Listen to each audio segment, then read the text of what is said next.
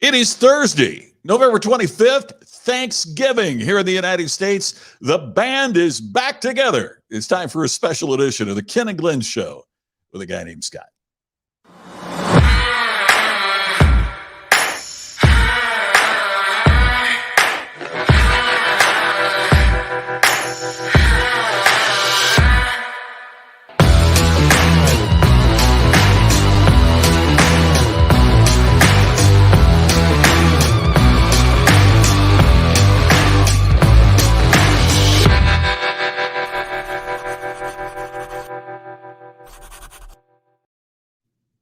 And now, two men who need no introduction. Oh, I guess I ought to give them one anyway. Ladies and gentlemen, Ken and Glenn. I think we're a little out of practice here. I mean, if you need no introduction, I don't know why I'm sitting here going. Glenn, you're muted. I know. I've forgotten how to conduct myself. I thought that Scott's intro was the greatest. I really did. I thought it was beautiful. I was like, way to go, dude. It's like we were on yesterday. It was so It's just like riding a bike. My chain is rusty. But happy Thanksgiving, gents. Yeah. Happy Thanksgiving, guys. What a great day to be grateful. I'm sitting here just chewing, still chewing. You're eating. Hey, you guys can share this out if you'd like. So I didn't realize that Scott was not necessarily a diehard Las Vegas Raiders fan. No, he's a diehard Indianapolis Colts fan. I got that. So that blows what I was going to talk about. I could pretend. Are you a one-trick? The actor of this group, however. Are you a one-trick pony? Ken, one subject goes out the window and it's game over for you. That's it. I'm out. Hey, Donovan just, I don't know, did you see that in the comments? Donovan just said he's got the whole family watching this on the big screen. So, wow. Nice. So maybe we just say, Donovan, you're starved for entertainment. Oh, Lord. Hope you're doing great, Donovan. Good to hear from you. Yeah, Donovan's awesome. So Christopher Voss is on. Sterling, how you guys doing? There's Skylar Sterling. Herb. You know Sterling. Hey, can you Sterling's part of our Extra Mile family. Yeah. Been with us for many, many years and now based in Atlanta. Can you ship it out to the Extra Mile page, Ken? I'm having troubles with I sure can. Hey, there's Larry from King and Water. Larry Snyder, happy Thanksgiving to you. Bruce Mills, what is happening? Or Sterling, feel free to share it out to the group. Theodora. Oh no, we're not allowed to roll. We're not allowed to use the accent. I didn't trill the R. I just said Theodora. Right? Okay. She got mad at me. Theodora. Here, that just sounds terrible. I know. Well, Theodora is here. That just feels so clinical, doesn't it? It does. I was trying to give it some game. Jay Fox is in the house. How's Alan Jay feeling? Skidmore is here with us. Wow. I'm going to share this out. I'll share this out to the Extra Mile groups right now. About to shut down the internet here. I'm doing it. Shut down the internet. None of us are paying attention to anybody. We're all sharing this since everybody's so kind jumping on here. That's so cool. I know. I have to look for the Extra Mile. There it is. And there is that one. I shared it to both groups, Glenn. Hey guys, thank you. Can I do a quick little plug for a friend? I wish you would. A great pal of mine. We were national FFA officers together many years ago, and then we shared an apartment in Virginia together for a while. And he got into radio, and then Glenn, I've mentioned him to you. He got into acting, and he has a big role in a special that's on tomorrow night. It's the Waltons Christmas, and he's the new Grandpa Walton. Oh, wow. and his name is Alpha Trivet, and just one of the great guys in the world. And I know he watches us either live or on a replay. So I just wanted to give him a plug for a very, very nice role. He had a very short segment in Dope Sick, which is phenomenal on Hulu. He in that very last episode, he's the judge. Wow. But this is a big break for him to get this role. Wasn't the original Grandpa Walton? I'm testing my memory banks, going way back. Yeah, Will Gear. That's exactly right. Yes, Is that right? Will Gear. Yep. I don't know how that popped back. Man, how did that? That's a great one. That's How I don't do you guys know that? Will Gear had a theater company in Topanga, California. That's just some useless information that I've carried around for years, but it's true. And congratulations to your buddy. That's a big deal. Yeah, very cool. Yeah. I'm very excited for him. So it's not an easy business to grab work in, and when you're doing it, it's something that you can just feel good about, because you know that when you're working, you're living in the lane of exception. Yeah, and that's a beautiful thing. Congratulations to you. That's that.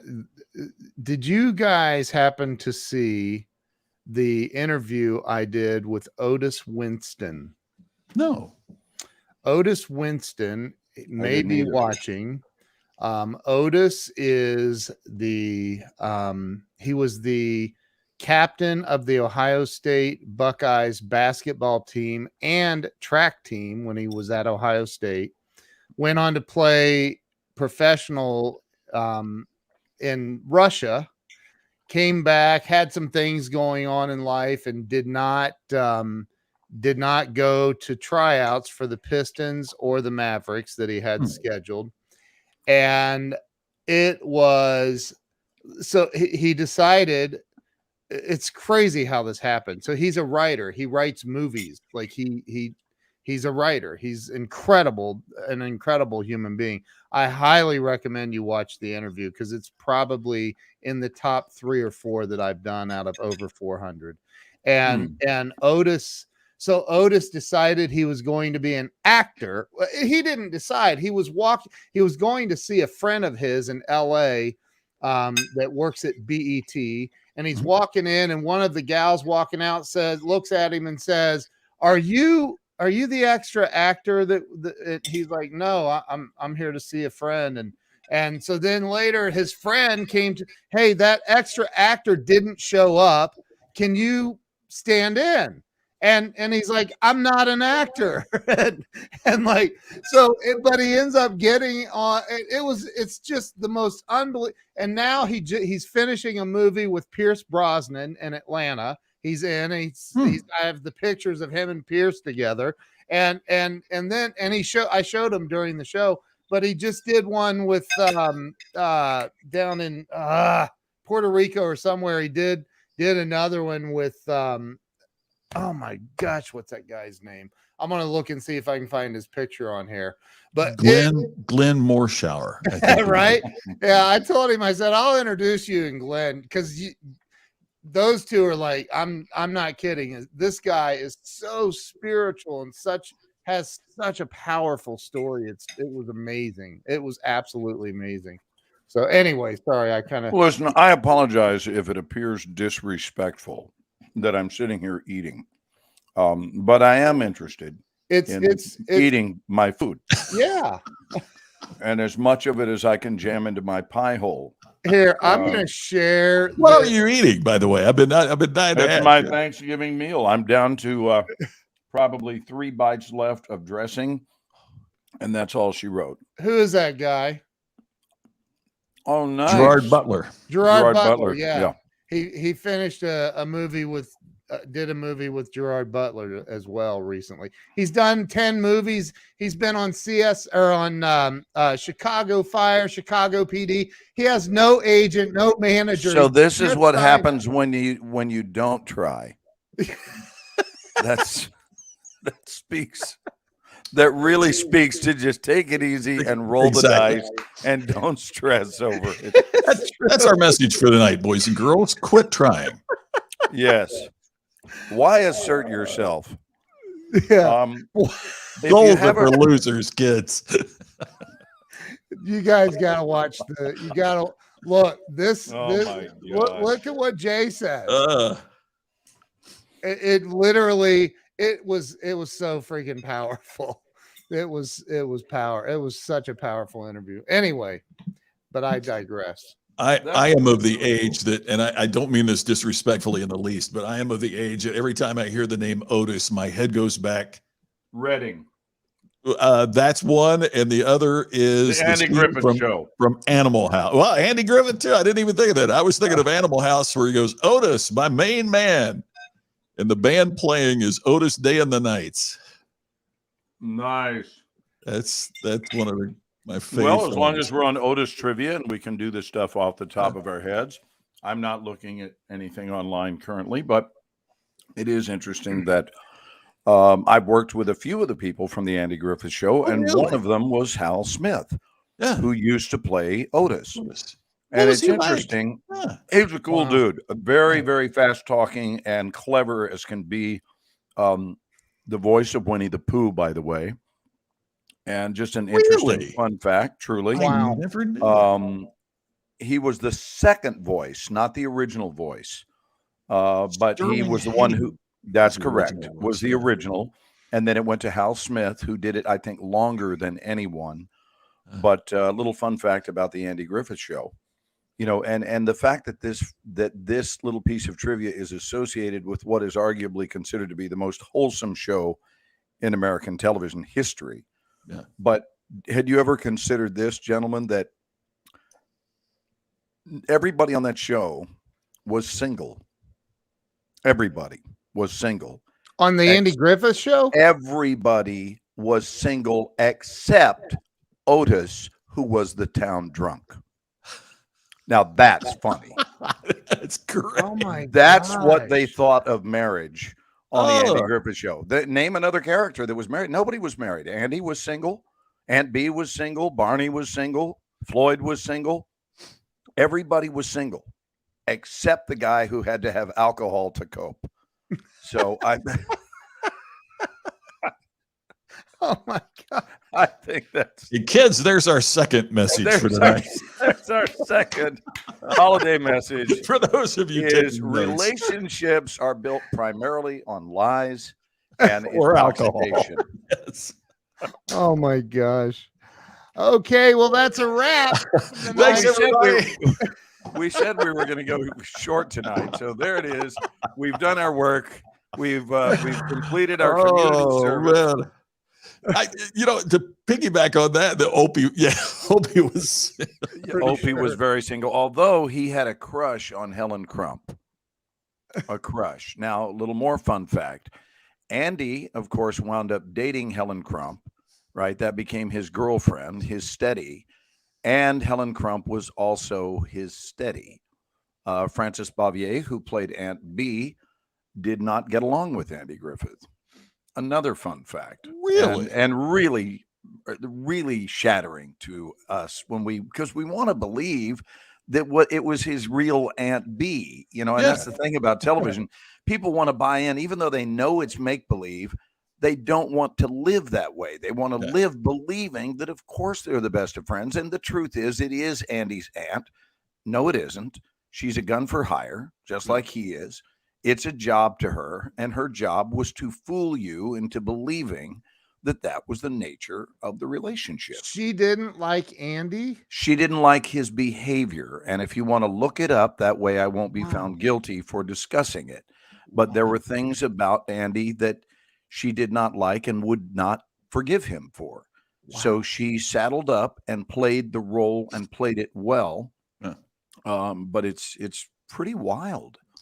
Now, I have read varying articles that say that he was a wonderful guy, and then others that say he was a very difficult person to work with. And you can be both, right? But I worked with him twice, uh-huh. and both times it was fine. Both times. The second time I worked with him was a real lesson in time and change, because Carolyn and our daughter Emily came to meet me on the Universal lot because I wanted to introduce them to Andy Griffith, because Carolyn, specifically Emily and Greg, our two children, grew up watching it with me. Yeah. Carolyn sometimes, but always the two kids. And so it was a big deal to Emily to get to meet Andy Griffith. And they came up and met me at my trailer, and we had lunch. And then I was headed back to hair and makeup, and they were with me when Andy walked by and said, Glenn, we're first up after lunch. At which point my daughter said, who was that? And you go, ouch. Because she has the 35-year-old version of Andy frozen in her mind, immortal, right? He's forever 35. Only this was Ben Matlock version of Andy Griffith, which was at the tail end of his career. So Wow. She had no idea who it was. And I said, honey, that was Andy Griffith. And she was horrified. And I said, well, that's what 35 years will do. Yeah. Right. Time, What are some of these things?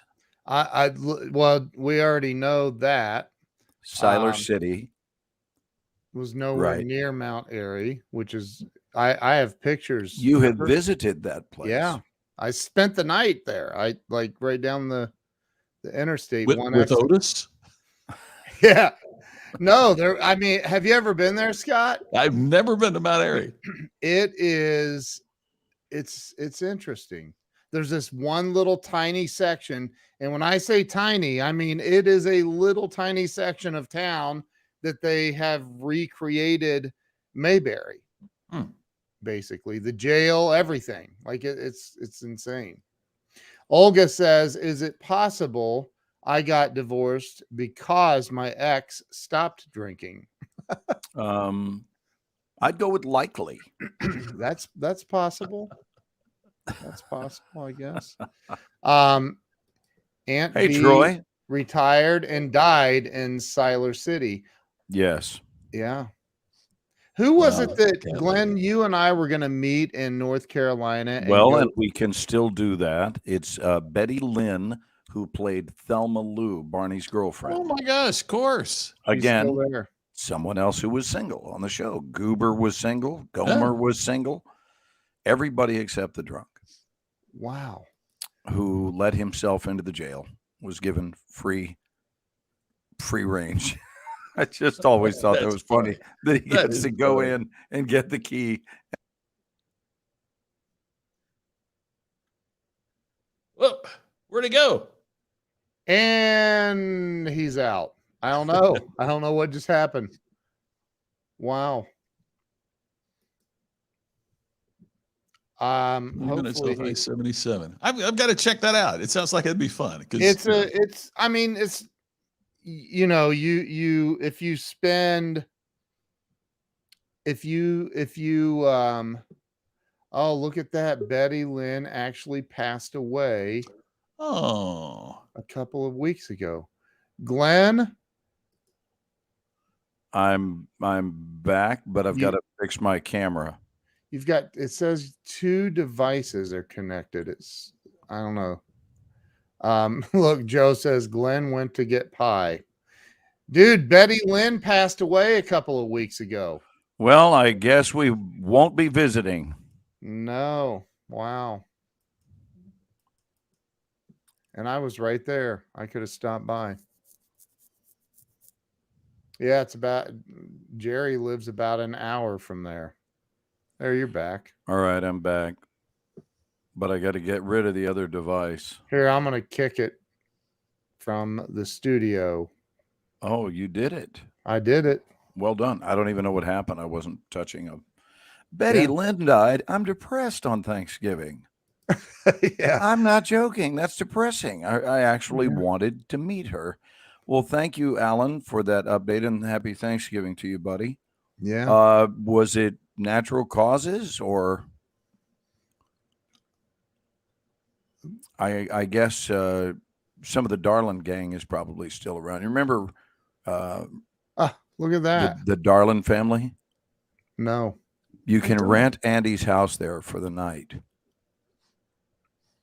Wow. Yeah. So, She guys, was- it's she was Thanksgiving, 94. and she was 94. See, we should have taken action when we were talking about it. Massive action, which We is a did not concept take that action. we do talk about, but we don't follow our own advice, apparently. I And was kids, there. there's number 3. Right. Do a lot of talking and take very little action. Don't do what you say. So Make a Oh my make a lot of kids, if I can just put it to you this way.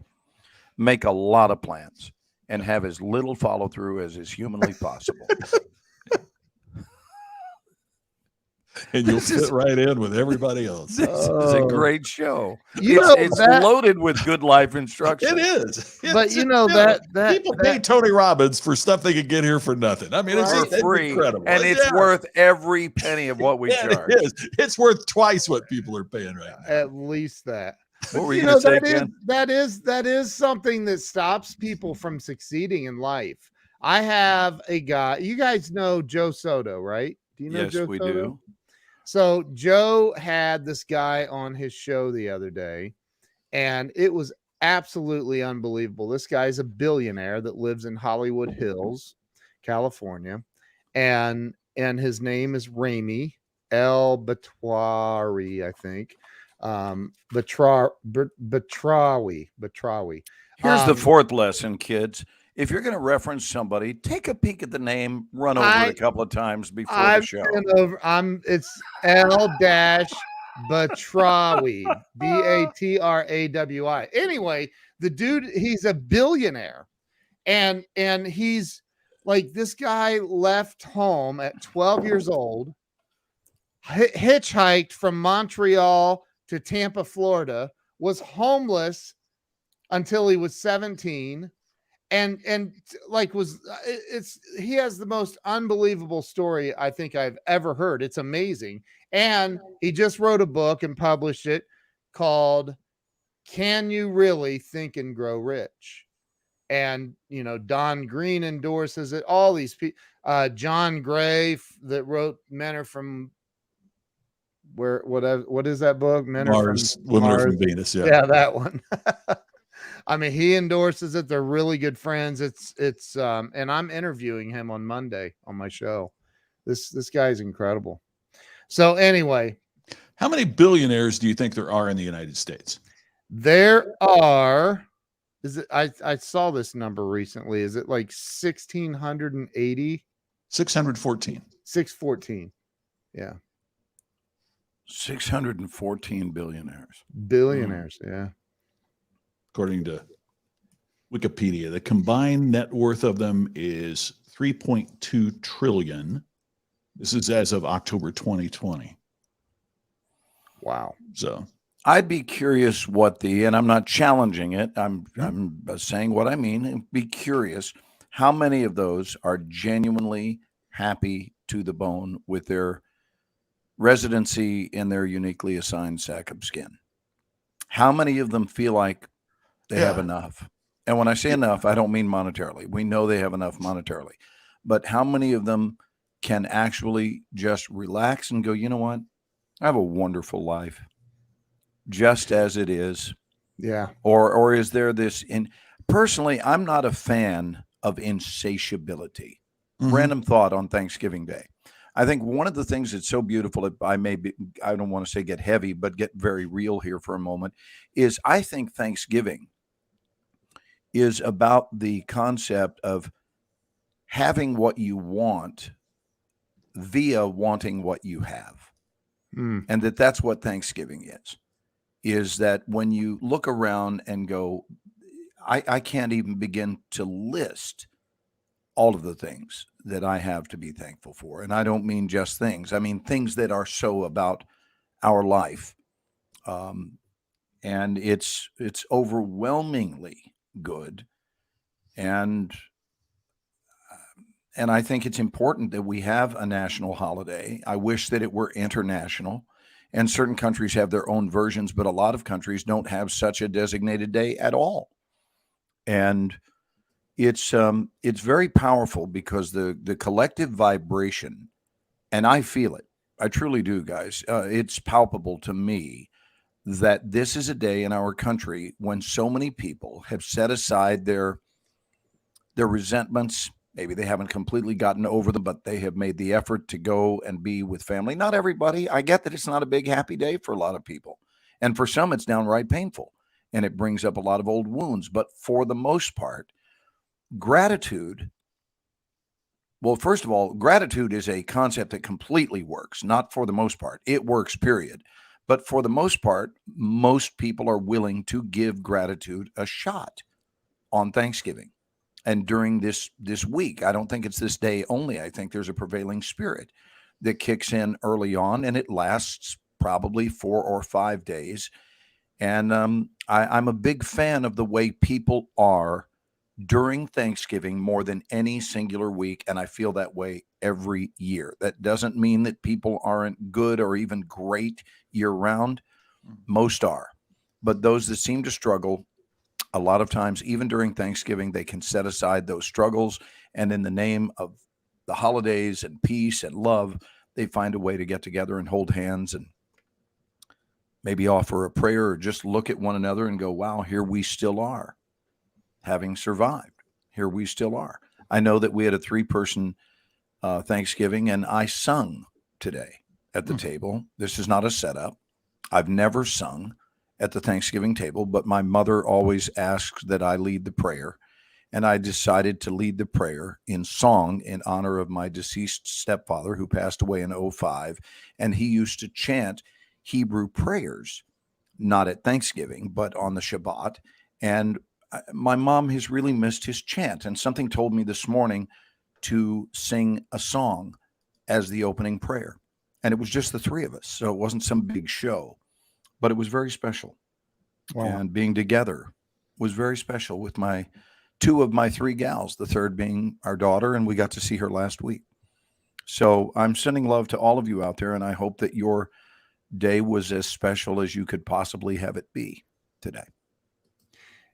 You know, I'm a huge fan of, and I do it myself daily, and that is writing out things that I'm grateful for, and you know, affirmations, just positive affirmations that of things that I own as if, and I think I got from you, Glenn.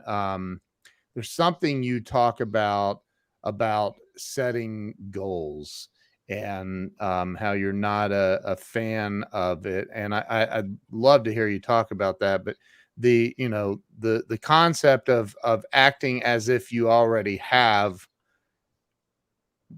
what that goal is. I forget how you put that. Tell Well, us what how I it goes. see it as, and I'll keep this brief because I want to hear about you guys Thanksgiving Day and how you spent it. It's just the idea that I stopped using the word goals, and I'm not knocking any use of it. And I'm sure Scott has been very successful, as have you, Ken, in terms of coaching goals and so forth. But here's the reason I don't use that word, and it's because a goal is something that exists outside of you, and you're going to have to go fetch it. Hence the expression, he or she reached their goal. They reached it, meaning you got to go find it. You got to stretch. You got to reach it. There's somewhere outside of your own experience where you're going to have to go obtain it. And I replaced it, and my life changed like that when I did. There was this whisper. I didn't get it from a sermon, didn't read it from a book, and I take no credit for it because it was something that I didn't make up. It's something I heard out of thin air because I pay attention to whispers. And this whisper just wanted me to understand that the things I used to refer to as my goal are actually more accurately stated to be my nature. So, for example, someone could say, is it my goal to be more loving? No, actually, it's my nature to be loving. It's not my goal. It's my nature. It's my nature to be prosperous. It's my nature to be kind. It's my nature to be compassionate. These are not goals of mine. It is my nature to be healthy, meaning to make healthy choices. It's my nature.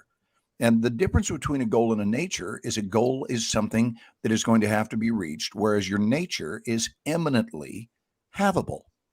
It's right here, right now, ready to be opened up and experienced. So I know that it's a good way to live only because, yes, personal experience, but more than that, it has been substantiated severely by massive. I've long since lost count of how many emails I've gotten over the years that say that teaching changed my life. Thank you. Because I now see things as already going on. They're already going on, and it is my job to tap into that. It's your nature. So that's all it was. That's all it was, Ken. Using the I word love that. nature instead of goal. Yeah. And Love I encourage you guys to try it out and just see how you feel about it, because I will tell you that by referring to it as your nature, automatically you go, wow, this suddenly, it feels havable. This suddenly does not feel far-fetched. This suddenly feels a little bit like Dorothy, that it was in her own backyard all along. And that's really all it recognizes. We have so much that has been buried underneath societally issued rubble, chaos, noise, nonsense, lies, inaccurate strategies. And we've got to do some debunking in order to be healthy. I personally believe that. I believe that health is our nature. I believe that being with it is our natural way of being. However, and it's a big however, that way of being is smothered in societal downloads, at least 50% of which are absolute nonsense. And I'm being polite to call it nonsense. There are other words for it. And we have to uncover the crap in order to get back to who it was we once were. When I look in a maternity ward and see a bunch of babies, I'll tell you what I see. I see love and pure potentiality. That's all I see when I see a child. Nobody ever walks into a maternity world and a maternity ward and goes, look at that ass, that little ass. Nobody talks about a child like that. They No. look and they go, oh, boo, look at it, cute one with the curly hair. I mean, that's just what we do. Yeah. I'm done yammering on that subject. No, I believe very powerfully in it, though. I think that I believe in human beings, and I believe that our nature, at our very core, people are good at their deepest core. We actually have to learn how to be rotten. We have to learn that. Nobody's born rotten. Just my opinion on this Thanksgiving Day. Hey, I want to say hi to my buddy Brian Prout that just posted here. I'm going to see Brian this week when the band that he is in, Diamond Rio, plays here in Las Vegas. Oh, Wow. nice. December the 1st. So, hey to Brian watching tonight. We had a great phone call. Oh, there he ago. is. Yeah. There he is. So, Hey, Brian is Brian. the Grammy Award winning 6-time Country Music Group of the Year, member of one of the Diamond greatest, I think, the Rio. greatest And- band in the history of country music. And where are Wow. you seeing them play, Scott? They're playing on Fremont Street. It's a open concert on Fremont Oh, Street wow. on December the 1st. Wow. So, yeah, That's so pretty cool. It's Brian's coming open? in. Yeah, it's a big free event that they're doing to get people, back out in the holiday spirit and everything else, since it's been so long since that's been going on. So there's a group called the Frontmen of Country Music that's opening, and it's the former lead singer of Restless Heart, the former lead singer of Little Texas, and the former lead singer of Lone Star. That Wow. play together. So they're Are all opening, coming together? and Diamond Rio is playing. It's going to be a big old night, but the best part is Brian and Tammy and I are going to dinner the night before and hanging out a little bit. So really looking forward to that. Is it just the one night? Yeah. Yeah. Then they're playing in Phoenix the next night. So they're on a big swing. They are, look at the road schedule. They are busting it. So anyway, Wow, that very, is awesome. Very, very cool. Looking forward to seeing my friend. Would either one of go ahead, Scott? Sorry. Well, yeah, Glenn, I was just going to piggyback on what you say. I think that one of the things where these so-called quote unquote, and this is a whole other issue that I've got strong feelings about, these so-called motivational speakers have kind of led people astray. Because whether you call it nature or in some things I call it, our core values, Mhm. If you do set a goal that is not aligned with your nature, Your nature. or your core values, I mean, whatever we term it, if your goal is not aligned with your nature, then you are setting yourself up for self-sabotage and distress. And Amen. May I just applaud that well, enthusiastically, thanks. because that is I so agree with spot that. on. We need to learn that when we are about 9. Yeah, absolutely. Yeah, Sandy, that's great. Very Yeah, cool. yeah, it's not a bright future to look forward to when we're living incongruently. Yeah. Congruency is so key. When Think we live about congruently with our examples. nature, life becomes, if not easy, and I think it does, but if not easy, it's certainly, there's a case to be made for that it becomes easier. Yes. It's much easier to live within your nature than to go contrary to that which you are. Like What were you saying being about a- examples, Ken? Yeah, like I don't think I would be a good sniper. I don't like well, I mean, I've not tried, but I don't think I would enjoy killing people. So, right? So that would be outside of my nature. That's what we're talking about. And you Yeah, both I are mean, holding well, a straight I'll give face. you an example that I've No, seen I'm with several you. times. Is, the grandpa has been a doctor and dad's a doctor, and I'm expected to be a doctor, Yeah. and it's just not in my nature. It is just not in my makeup. Uh, that's what I want to do. And I have seen, and I've talked to so many people who are absolutely miserable because they're living up to someone else's expectations, and they're living by Amen. somebody else's values instead of their own. And what business does a parent have, to piggyback on that? What right or business does a parent have to express their disappointment in their offspring for not continuing down the family path Yeah. with that career? And Yeah. it puts so much pressure on that child to, to just keep doing it like dad and grandpa did. And it's not fair, because no telling, there might be some of the greatest success stories in history that were aborted Yeah. because they were force fed a career that they didn't want. Or even in some instances, if I may be so bold to say this, they were even force fed a religion that they didn't want. Yeah. Right. But if let me interject this and let's talk about this. So, if you are suddenly hungry and you have no food in your house to eat, then you have to make a decision to set a goal, a To target, obtain food. to like, okay, now we got to go figure out where we're going to get food. What are we going to have? So from and maybe that wouldn't be a goal. I don't know what you would call that, but I mean, we have to set targets, right? Like, hey, we have to make a certain amount of money to meet our monthly obligations or whatever it is. How do you define that? That's a need. I mean, that really gets back to what psychologist Abraham Maslow said were the hierarchy of needs. Okay. And the bottom of the pyramid Yeah. is survival. I mean, it's Right. the food to eat, the water to drink, the air to breathe. I mean, if that need isn't fulfilled, then you can't do anything else in life. Right. Then the next up is safety and security. Do I have a roof over my head? Do I know that not only I'm going to have food today, but I'm going to have food tomorrow and next week? That's our Right. next need.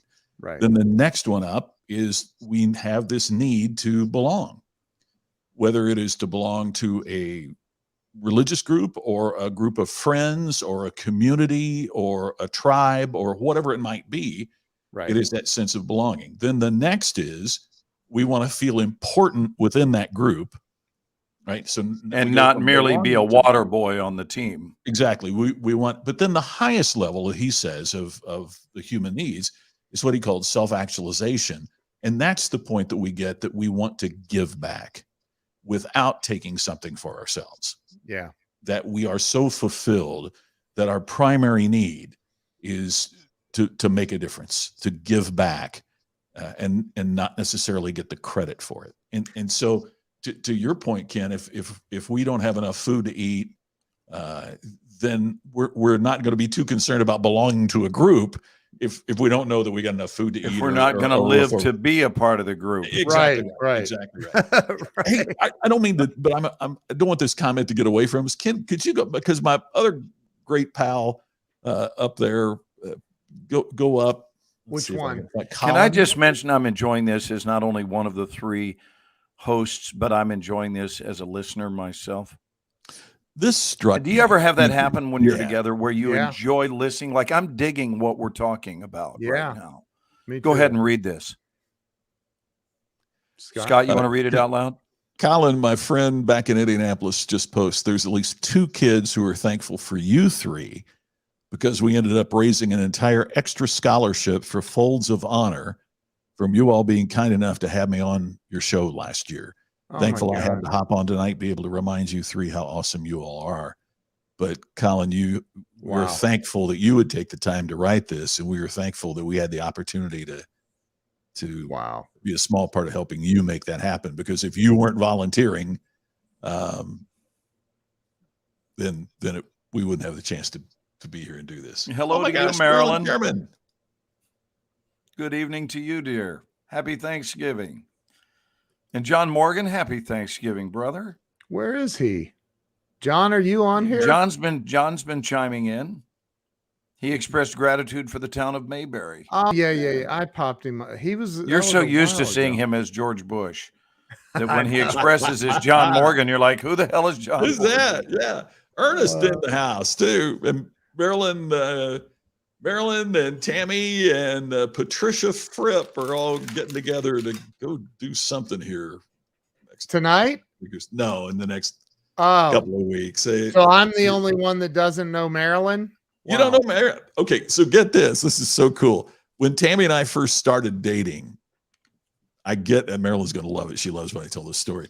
So I get in Tammy's car, and Tammy is listening to a speaker. And I go, oh my gosh, that's Marilyn Sherman. And Tammy goes, oh my gosh, you listen to Marilyn Sherman too? And I said, oh, yeah, I know Marilyn Sherman. Oh my God. And Tammy went, yeah, but does she know you? Yeah, she's been a friend forever. And she went, no way. There's no way you actually know Marilyn Sherman. So, You know, I think Jesus said it best, Scott, when he said, a man is not without honor save in his own country. well, Marilyn is a member of the Speakers Hall of Fame, and she is just one of the most dynamic, incredible, empowering speakers that you'll ever hear. She needs to be on my show, Scott. She When are you really gonna does. refer Marilyn, her? I'll connect you with Ken. You guys need to connect and see, thank you, Marilyn. So there you Tammy is awesome. Colin said we should all be. She really is awesome. go. Well, she has the patience of Job. So I want to tell you guys where I will be. In fact, go ahead and ask me, hey, Glenn, where will you be tomorrow night? Glenn, I've just been wondering, where will you be tomorrow night? You know, I was love that wondering you the same exact spontaneously, thing. you both spontaneously came up with that question, and it's so timely because I want to talk about it. Carolyn and I will be in Reba McIntyre's audience with, I'm sure, the best seats in the entire house because my buddy Rex Lynn and Reba are dating. Oh my gosh. And have been for about a year and a half. Yeah. And I spoke with Rex earlier in the week when we were in LA for Thanksgiving with our kids. And I called him and said, you know, I know that Reba has a show in Durant, Oklahoma at Choctaw Casino on Friday and Saturday night. Are you planning on being down there with her? And he said, I am, because this is the way Rex talks. He goes, I am, brother. Why, you won't get into some trouble? And I said, I mean, it's just, that's Rex. He's like, you old fart. What have you been up to? You know, I'm used to people like that. Whenever someone down here refers to you as an old fart, it means they love you. Yeah. It does. It's not an offensive term. He goes, you old fart. I haven't seen your bald ass in a long time, you know, and he's as bald or more than I am. So you guys know who Rex Lynn is.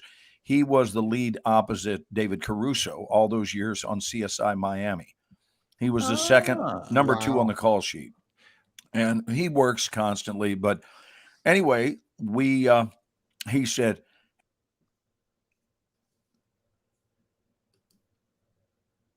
See, And that's why he's such a great entertainer. He is so good at the tease. I know he just And then leaves. he said, "To be continued." Oh my gosh! It says he's still. It says he's still there, but oh, hold it. He might be. Look, that's Oh, that's perfect. Yeah. Hold I don't on. know I if it's think he's is it working. Anna or Anna? I never know which one. But anyway. You know, and I promised her I would not forget, and I Well, forgot. at any rate, I don't know, but Anna, you're exactly right. That is a cliffhanger or a You Glenn know, hanger. because of Glenn, I've Yeah. gotten to know John Schneider, Yeah. Bo Duke, right? Yeah. And we text back and forth, and we have a few times, and so I saw is it Reba that he's doing a Christmas movie with Reba, isn't it Reba? Wow, I don't know. I think it is. There's Glenn. He's back. Hey, Glenn. Everybody's The master of the pregnant pause returns. To be continued. Tune in. Stay tuned. I really to find made you out. wait for that, didn't I? I was gonna say, I'm like, So- I don't want to wait until So- next week for this. So now you know why I don't use this microphone, Ken. For whatever reason, there's a wire that when I even tap it, it's not the earbuds. There's another wire that when I even tap it, the whole thing shuts down. I don't know what that is, but we don't need to figure it out live on the air. Wow. At any rate, here's what he said. You know, I was just casually letting him know that I wanted to come down. I didn't want any freebies. I'm not looking for that. I just wanted to see if he was going to be making the trip with Reba so that we could see them and maybe grab dinner after, or even possibly a lunch before she goes on a rehearsal or whatever. And he goes, "You idiot." This is what he said. He goes, "You idiot. Show's been sold out for 2 years." Oh, geez. And here I am, Yeah. arrogant enough to just think in terms of the spirit of William Walk-On. Like, Oh my here I God. am. Can't wait to see you next week. And he's like, "Yeah, well, you're not going to be getting any tickets. Let me make a phone call for you." So he did. And he said, "I'll see you on Friday." So Sexy Wow. Rexy and Reba are flying in tomorrow into Durant. And we will be seeing them before the show and then have great seats and get a chance to Wow. visit afterward before they head off to your city on Saturday. After her show on Saturday night, she is coming to finish up what has been, I guess, a 2-year gig with Caesar's Palace. She has I been saw in. them. She with has been Brooks there. and Dunn, and it is one of the best shows I have ever seen. And one of the coolest things about it is not that, Reba does her set and then leaves, and then Brooks and Dunn does theirs. Are they Or- doing it I don't- together? Out of those, I don't know who would open and who would close, right? I mean, they're Right. both Wow. megastars, right? They go back and forth. They do some songs together. Just the flow of the show is just fantastic. And I saw that this is they're winding up their residency. Yeah. And I'm gonna see if we can scalp tickets and go see it because I've got to see it again. And I'm a huge Brooks and Dunn fan, right? So this is- stranger things have happened than me when we're sitting together and visiting tomorrow night after the show, than me deciding that my ass needs to be on a plane to Las Vegas to see, because she's going back there to not only wind down the show, but to pass the torch to Adele, who is the next Wow. residency. I didn't know that. And Wow. Rex was telling me, and someone else was sharing with me that they were, Reba was admittedly, I mean, all of us still reserve the right to go fangirl or fanboy over someone. Yep. That we're thrilled to be working with them. And Right. although we can accept that responsibility and go toe to toe and hang out and have it be wonderful, there's another part of us that is simply standing there and admiring what a privileged opportunity this is. And I have had that experience so many times. So she told, I guess it was Rex, that, that's how they felt about Elton John, because Elton John was the one that preceded her. Right. And handed her the baton to take over the residency at Caesars. And How cool would that be? And I guess they do a couple of numbers together when they're transferring from one to the next. Wow. And so that was very special for her to work with Elton John. And I'm going to find out so much more about this tomorrow. And I haven't seen Rex in probably 6 years. So it'll just be wonderful, just That's really so wonderful. cool. And while That's I'm at amazing. it, let me take it a step further and tell you that last week when we were in LA, before Carolyn got there, I flew out a few days early because I was going with Kasim Osgood to the LA Chargers Minnesota Vikings game. This was a week ago Sunday. So it's 13 days ago. We went to the game and we were sitting in the Chargers suite. So when I walk in, Wow. Rob Morrow is there. If you remember Rob Morrow from Sure. Northern Right. Exposure, Northern Exposure. Yeah. so many things since then. And we're chatting, and John, who is the booking agent at the Jimmy Kimmel Show, we're chatting. I hadn't seen him since I did the Kimmel Show like 4 years ago, and it was just beautiful, and it was in a Wow. COVID-friendly kind of way. And then I got up to go commit an assault on the food table because the suites they have seriously wonderful Serious food. food. Yeah. It's not the crap you're getting out at the concession stand. So Right. I'm going to do a full, swoop, and I turn around and Allison Janney Oh, is sitting directly behind me and one seat over. Well, I had my ball cap on. So all she's looking at is the back of somebody's head, doesn't even know if they're bald because I have a ball cap covering it. When I turned around, we saw each other and spent the next 2 hours visiting. And this past Tuesday night, Allison Janney was our in-studio guest for my actors online. That would be 7-time Emmy award-winning, Oscar-winning for I, Tonya actress Allison Janney, who I worked with for 3 seasons on The West Wing. And I have to tell you, my students were in heaven. She couldn't have been more gracious. She couldn't have been more human. Didn't bother to doll herself up, which I wouldn't have expected that anyway. But I mean, she really helped them all by taking the Hollywood out of the equation and saying, I am you. my bride just brought me a glass I of am water. I have to say hi. Hi, Tammy. Hello. Tammy. Colin from Indianapolis just posted, we should be grateful for Tammy. So thank you for Aw. this. Yeah. How cool is that? Thank Happy you. I'm sorry to Thanksgiving, interrupt. Tammy. Happy Thanksgiving to you too. Happy Thanksgiving, Tammy. So how beautiful is that? Just and I want to get serious and give a lesson out tonight that can sort of counterbalance our goofy lessons that are non-lessons, or what we call the anti-lesson. Here's a real lesson. There is so much more that can happen in your life when you live a life of circulation, meaning get yourself out there. Get yourself out there. If you just sit on your duff at home, it's not surprising when Ryan Seacrest does not, knock on your front door and deliver you your dream life. But if you're just circulating, and if everywhere you go, you are planting seeds of excellence, of kindness, of professionalism, of decency, of fun, of helpfulness, of understanding, and the list goes on and on and on. In other words, you're simply good energy to be around. It's amazing how much strong, long-lasting relationship capital, and Scott, you and I talked about that at lunch, about how spendable the currency of relationship capital is. And here it is. I haven't seen Allison in 14 years. We saw each other the night of the 2007 Screen Actors Guild Awards, and it was as though I had seen her the day before. We picked right up where we left off. And, here it is, a week and a half later, she's giving us 2 hours with my students. And, I'm so grateful. I'm so grateful. And I caught the tail end of that, the last probably 10, 15 minutes that she was on. She was amazing. And I have it recorded, Scott. Scott. I think Scott needed to bow out for 1 second because Okay.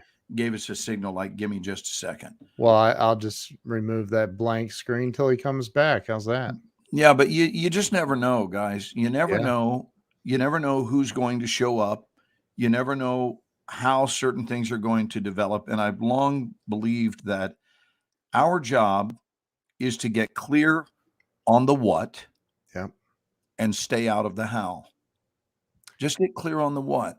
What is it you want most Yep. to do with your life and with the time you've been allotted? What do you want to do most? And spend a lot of time really clarifying that. And then once you get that, don't start getting heavy-handed with how that's going to occur, because you don't know how that's going to occur.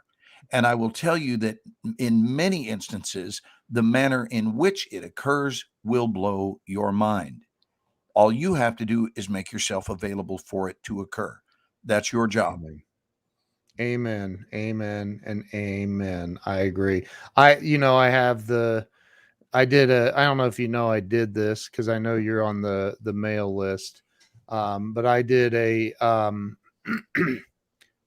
coaching call last night with my Grow Live Academy group. And I was literally saying, you never know who's watching. You never know. And I encourage people to use live streaming and video because you never know who's watching.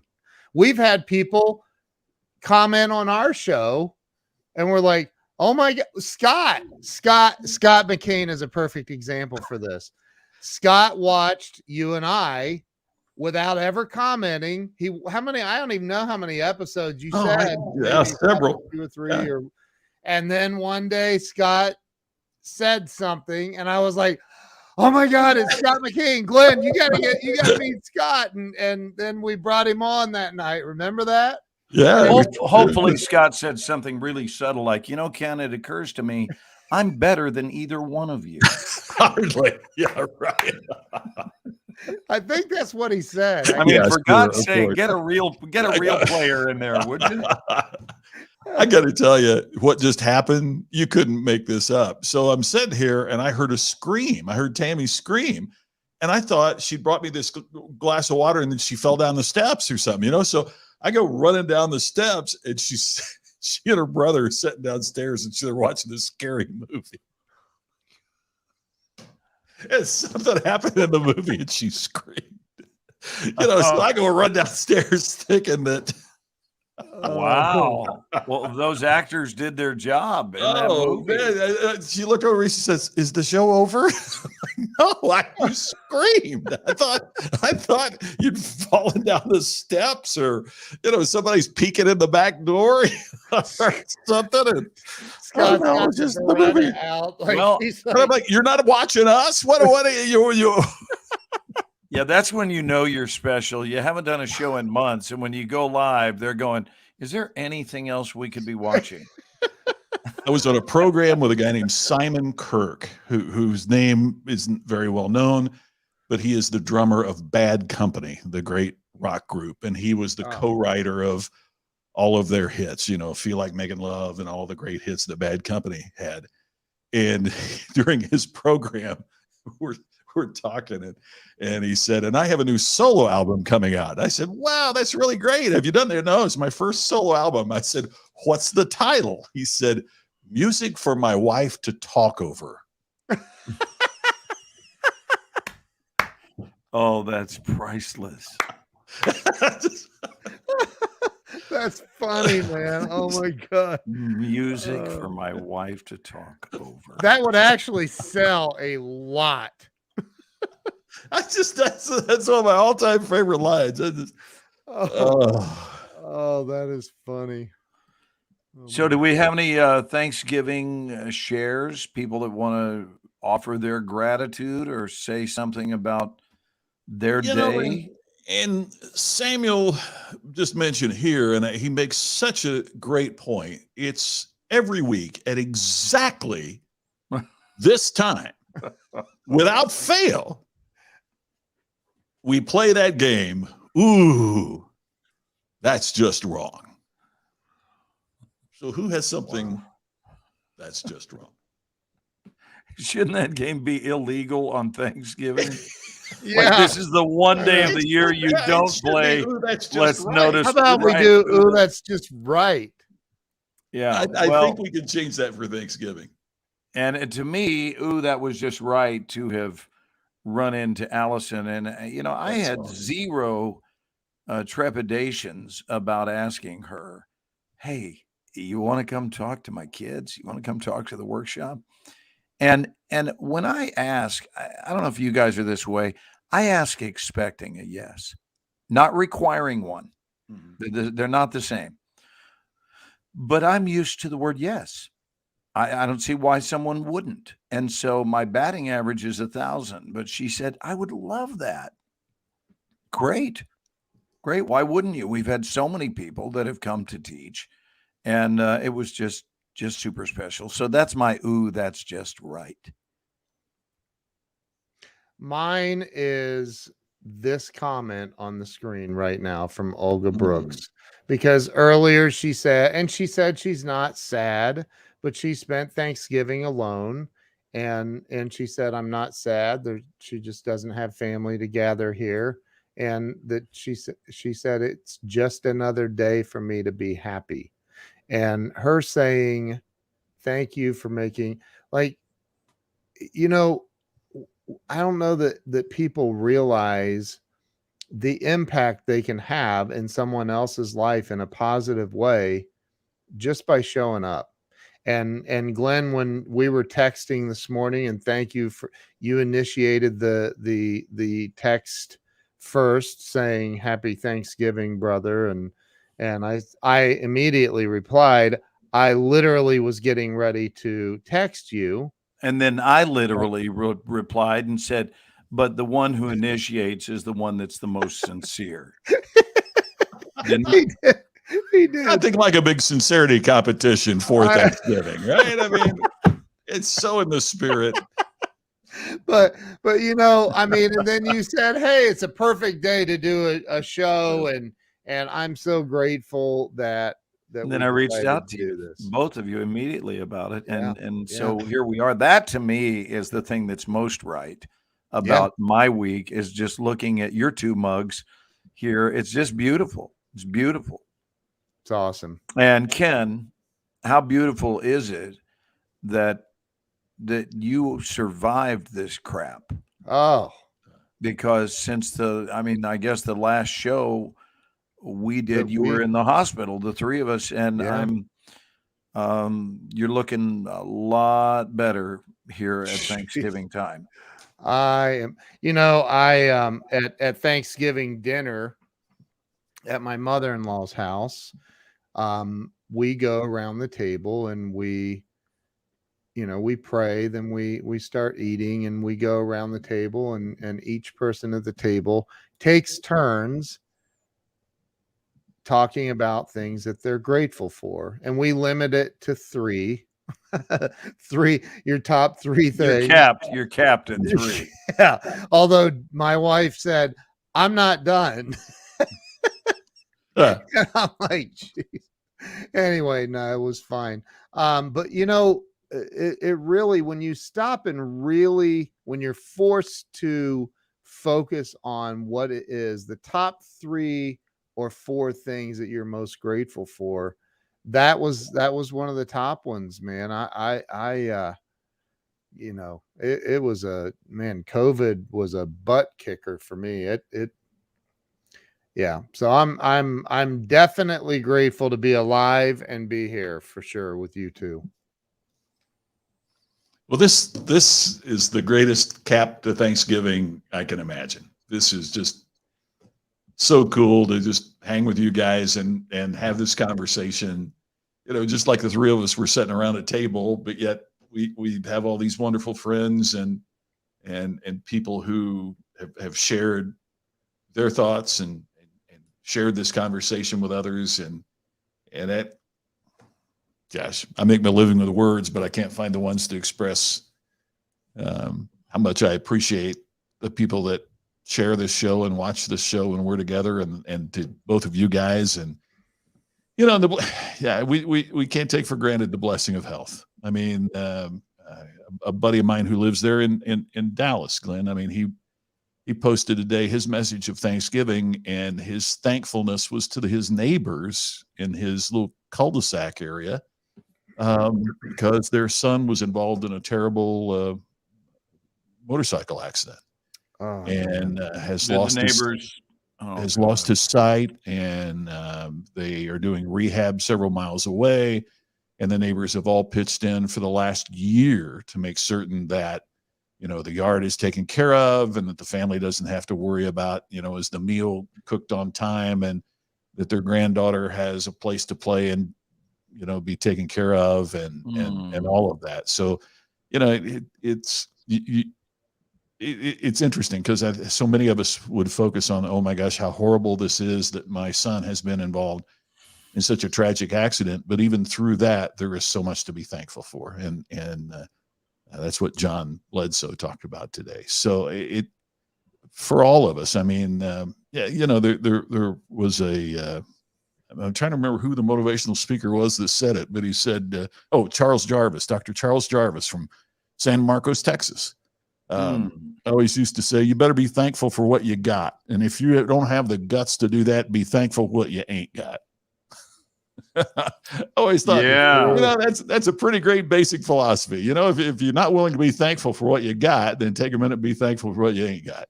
Yeah, and the combination plate of both is best case scenario. Yeah, sure. Yeah. Expressing gratitude for all that is and all that ain't. Yeah. Because there's a whole lot of things we're grateful that are not so. Yeah. By the way, and I'm 99%, maybe 99.9% certain that she's not watching right now, but this shows you how energy moves. When did I start talking about Allison? 15 minutes ago. No, was it that long ago? 10 or 15. Okay. Maybe. So at 9:59. Yeah. Oh no. At 9:59. Stay tuned. And why does he keep doing that to us? You'll learn what happened at 9:59. The Glenmore Shower. He's coming back. He's coming. Did Allison call? That is so on the funny. next edition, brought to you by Tide. That is so funny. There you go. I love that, Randall. That's so true. Charlie Jarvis said, one thing about friends, when you die, you better make sure you got at least 6 of them. That is so true. Oh, hold on. He's back. There he is. I was going to tell you one more Charlie Jarvis story, but I'll tell it right after. This is starting to look intentional on my part. Starting? We thought that the last 3 times, but. Yeah, exactly, Kevin. Give the kid a break. But so 9 minutes ago, I just looked down and saw that I just got a text from Allison wishing me a happy Thanksgiving with a heart. Oh, how cool is that? But I mean, it was right while we were talking about her, which is kind of cool because I doubt she's touring through Facebook right now. She might be. Yeah, possible. I mean, certainly I think possible. She follows me. I'm kidding. Tammy went crazy because Mom is literally has been her favorite show on television for a long time. Oh, wow. Which to me is so amazing. I mean, you look at the work that Allison Janney did with you on The West Wing and I, Tanya, and then to be hilarious on a weekly sitcom. I mean, yeah, to go from getting Emmys for dramas to Emmys for comedies makes you kind of a consummate performer. And unfortunately, we never did any scenes together because she wasn't in the war room with us in the Situation Room. So as CJ Craig, she had other responsibilities and we never did a single scene together, but we saw each other on set. And I just always thought the world of her. She's a tall gal. She's 6 feet tall. Oh, wow. Really? Yeah, I'm not, I'm not letting anything out of the bag. It's all online. You can see it, but she's just a little bit taller than me. And it's great because I'm used to that. Carolyn's 5'11". So, Allison is just, anyway, that's cool. So you had another story about your friend? I don't think I may have told this. I apologize, but he was a dentist before he got into speaking. And, he told about setting up his dental office in San Marcos, Texas. And he said, no dentist ever wants to be in the situation where somebody calls for a dental appointment and the dentist says, well, there's nothing on the books, right? Come whenever you want. Because nobody wants to go to a dentist that isn't busy. So he said he heard the door open and somebody's walking down the hall. So he picks up the phone and he starts talking into the phone. He says, no, I'm sorry, I'm booked all next week. When would you like it? Well, you'd like it the 8th. How about October the 8th? Yes, I know this is July, but I might be able to get you in October the 8th. Well, we're very busy here, ma'am. Can I take your name? And if we have a cancellation, we'll be in touch. All right. Well, I've got your number. Thank you very much. Hangs up the phone, turns to the guy. And I said, may I help you? He said, yeah, I'm here to install your phone.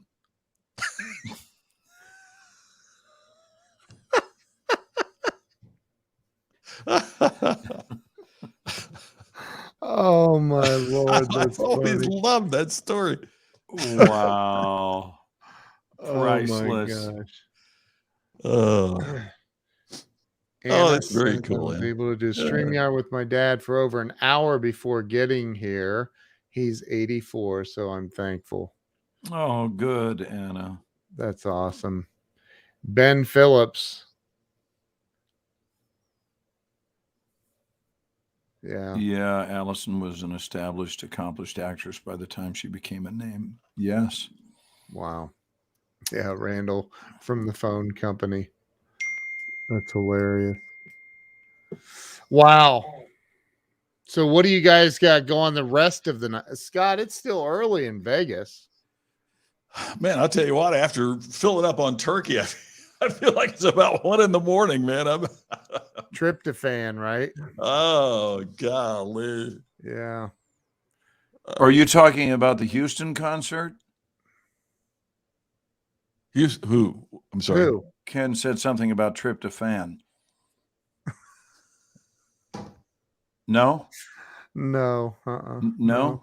Tryptophan is the I know chemical what that- tryptophan is. Come But on, Ken. it stimulates made the a production concert of another chemical. I made a concert pun, which I thought was a pretty good one, but Oh when it my leads God. to your buddy trying to explain to you what tryptophan is, then maybe the pun maybe the pun wasn't that good after all. Oh my gosh. I am Well, gonna just chill. We're gonna and- chill, watch probably some bad TV tonight. We are addicted to Dateline.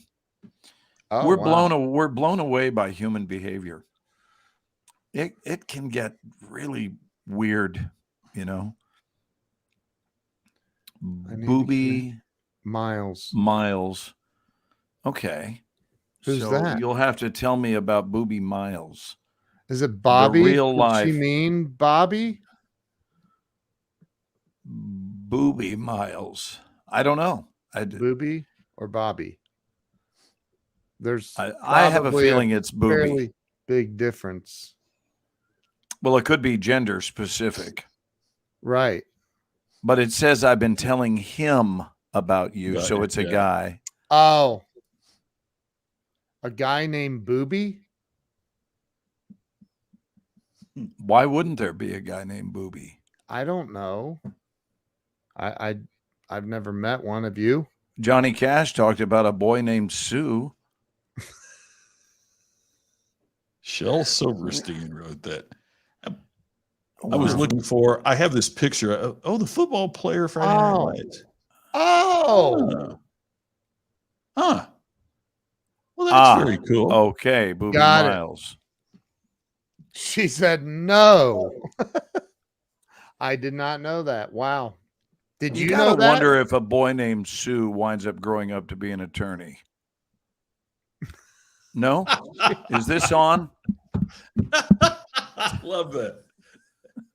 What were you going to say about a boy named Sue? Off the top of your head, you knew who had written it. Shel Well, Silverstein. Of course Yeah. you did. Of course Yeah. you did. That's Shel your world, Silverstein baby. wrote, he also wrote that great song on the cover of the Rolling Stone. Remember that by Dr. Hook? On the cover wrote of the that. Rolling Stone. Yeah. It was Wow. such a great song. He wrote some really, really cool books. that were kind of like Dr. Seuss for adults kind of books where the Here's one sidewalk ends, and that some really Here's great one I stuff. played, Scott, for my class, and I know you'll remember it. Ken, you will, but Scott would have played it, I'm sure. I've been in the right place, but it must Dr. have been the wrong- John. Dr. John. Yeah. I love Yeah. that, and it still holds up, man. I listened to it on YouTube the other day. I was like, Oh yeah. Yeah. Hey, can I play for you, gentlemen, my alarm that I wake up to? And it's very consistent. This is not a setup. It's not a joke. It's the actual alarm on my cell phone because it gives me such a beautiful, peaceful start to the day. Is it Again- copyrighted? No, and no, Okay. no. Okay, good. And Yes, and please I want play to it. do it because it's from Gary Floyd, my friend Gary Floyd, and we used to travel together around the country, and we would do this song together, and I would speak and Gary would play, and I want to just share with you guys how I started my Thanksgiving and how this was the song that I sung at our Thanksgiving meal today. But I'm going to do it the way we performed it on stage. And you know what? This is really funny. It's funny because now we're going to have another cliffhanger because my phone just.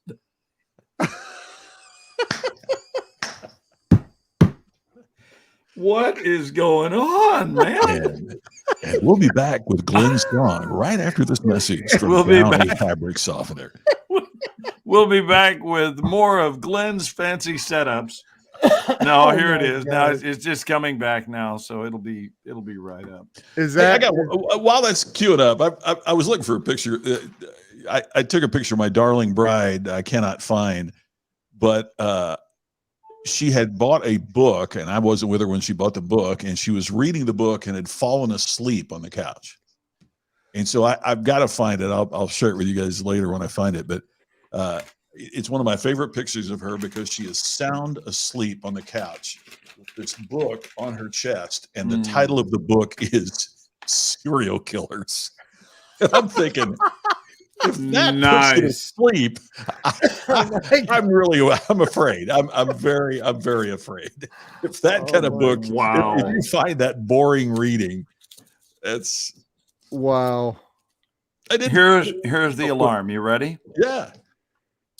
Here it is. So I will narrate and then Gary will sing. And you let me know if you can hear it okay.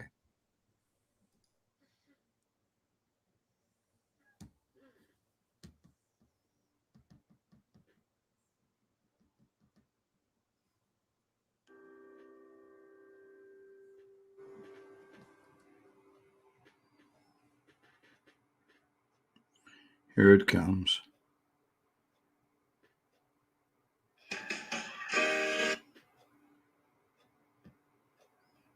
Right. Here it is. Can you hear that okay, guys? Yep.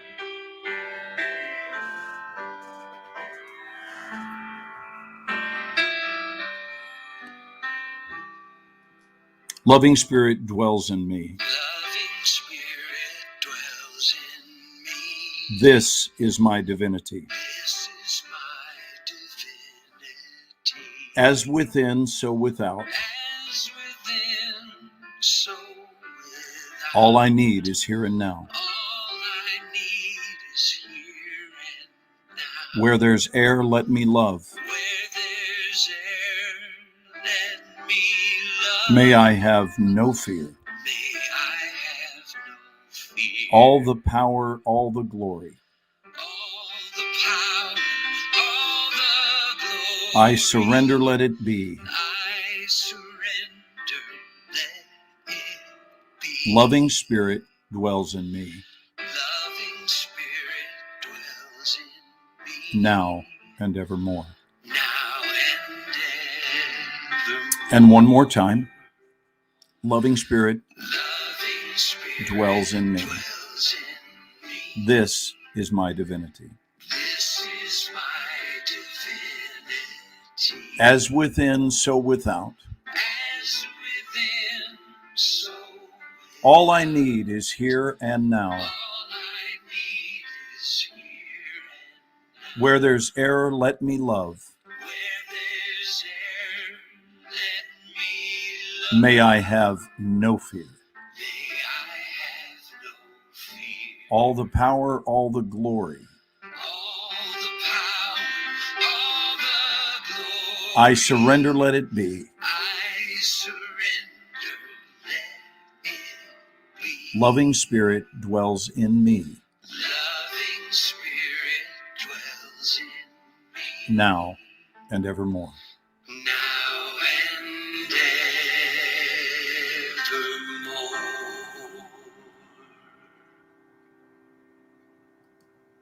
Wow. Wow. Pretty beautiful way to open a day, wouldn't you say? Wow. That's how I amazing. open my day every day. And it's beautiful. It's called Spirit Prayer by Gary Lynn Floyd. You can look it up. And yeah, just something I wanted to share with What a the way to audience. So start. today I actually sung that for my mom before I played it, and then Wow. put it on and narrated it to Gary singing, and it was just extraordinary. So just it's one of those little helpful hints of what are you doing? Here's my question to our audience tonight. What are you doing to design your life to have it be the one you want to live? What role are you playing in designing it? That's one way in which that's correct. Spirit Prayer by Gary Lynn Floyd. That is one way in which you can design your life is think about what kind of alarm would I like to respond to? Do I want something that blasts me out of bed? Do I want something that's introspective and peaceful that gets my day off to a smooth start? And I have found that since I started listening to that as my alarm, that it has enhanced the quality of my day because it's sending in a more tenderized version of me. And that's from my heart that I'm really sharing that. Is I feel like I'm ready to handle whatever the day doles out because I'm starting my day from that place of peace and remembrance. So it's a great Wow. song. Wow. That's amazing. Absolutely amazing. And I think, I think about because far too often I wake up, grab my phone, start checking emails. I do it too much. Right. But a lot of days I'm very intentional about not doing that. Mhm. And I think that those days are just much better when I don't start my day with getting rid of notifications on my phone. Yeah, just gather yourself. Yeah. Gather yourself. There are some psychologists that believe that when we awaken, the mind now is in a different state. And so it grabs the first thing that it hears, which is why if you wake up to a clock alarm and there's a song, you're singing that song in your head when you're in the shower, and you're singing that song in your head when you're driving to work. You're probably still singing it. It's an earworm, right? Yeah. And it's not because it's necessarily your favorite song. It's because it's the first thing that your mind is grabbed onto. The law of first exposure. Yeah, exactly. And simultaneously, if what you hear first is about all the, murders and wars and burglaries and assaults that have happened overnight, you're going to think the world's a pretty crummy place. And so it really is. It oversimplifies it to a degree, but in some ways, not in every way, but in some ways, the mind is a computer, and garbage in, garbage out is one of the primary laws of computing. And it's the same way with our mind. If the first thing we input into our computer in the morning is garbage, what do we expect is going to come out? And that's why I think that I love that, Glenn. I'm going to download that and reprogram my. It's beautiful. We should call it the opportunity clock, not the alarm clock. I want to wake up to opportunity. I don't want to wake up alarmed. So that's the time I will set, or that's the That's the audio that I will set for my opportunity clock in the future. So Missy asked Becca to come and explain the name, and Becca explained it right here. Look at that. He was terribly abused as a toddler and placed in foster care, where he was abused even worse. When his uncle found out his situation, he adopted him. The only thing that would soothe him when he was upset was laying on his aunt's bosom. Hence the name Booby. Wow. And that's the Nice. guy Yeah, that we were asking how does he Friday get a Night name? Yeah, Lights is about. that's very cool. Wow. That struck me up when I was looking for that picture of Tammy I was telling you about. I ran across an old picture here. I want to hold up and share with you because I was speaking in Nashville a few years back, and I was doing a presentation for Merrill Lynch. And unlike a lot of speeches, this one, the office that Merrill Lynch, the office building in Nashville, has an auditorium in the building that any of the the businesses that are in that building can use. And so I don't know, there's 100 people in the audience, and afterwards this guy comes up and he says, I'd like to give you something in my office. And he said, I knew I liked you. My name's Scott. I said, well, hey, Scott, nice to meet you. And we all have these questions that we ask. I'm sure you do, Ken. I'm sure you do, Glenn, that that assists in small talk. Yeah. When you're meeting a lot of people, one of the questions I'll ask is, so is this home for you? Where were you from originally? Because, a lot of people now don't live where they grew up, and where they grew up is a very important thing to them.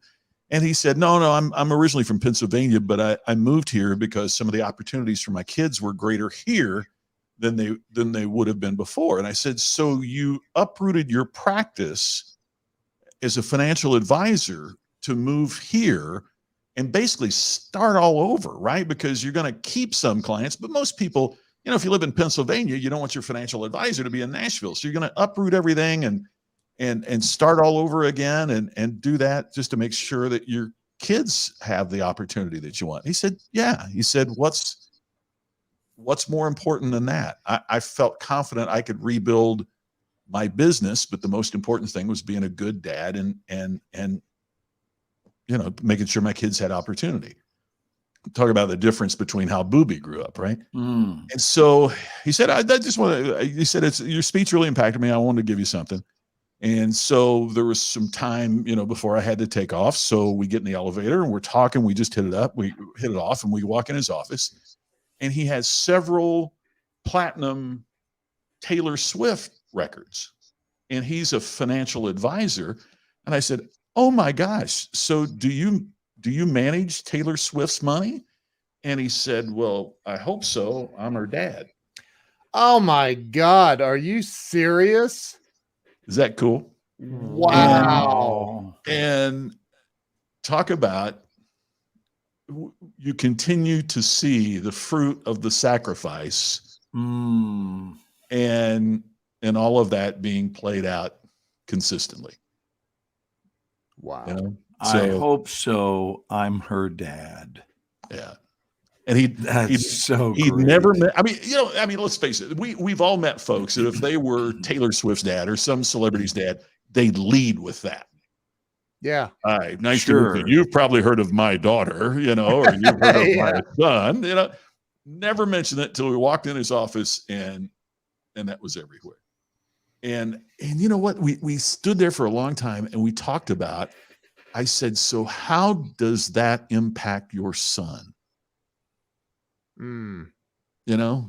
Because I'm certain that she's getting a lot of attention. In terms of, does that leave him in some form of a shadow? Yes. And how are you concerned about being as impactful as a father on your son's life when your daughter has, gone into the stratosphere? So I just thought that was, and he said, yeah, I'm really concerned about that. He said, the other thing that I'm concerned about is Taylor is so generous with her brother, you hope that he will be able to have the fortitude and the discipline to do whatever he wants to do in life, To leave his mark. to leave his mark Yeah. Yeah. when his sister, who is extraordinarily generous, has made generational money. So You know, that he gave me reminds a book. He gave me a book, and it wasn't the lyrics of Taylor Swift.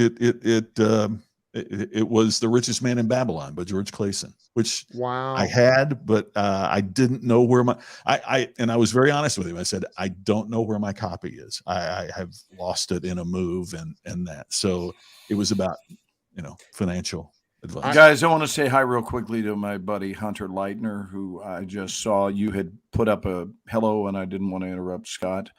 But Hunter, glad you're here tonight. Happy Thanksgiving to you, brother. Very cool. I had Tom Ziegler on my show, Yeah. Zig's son. Yeah.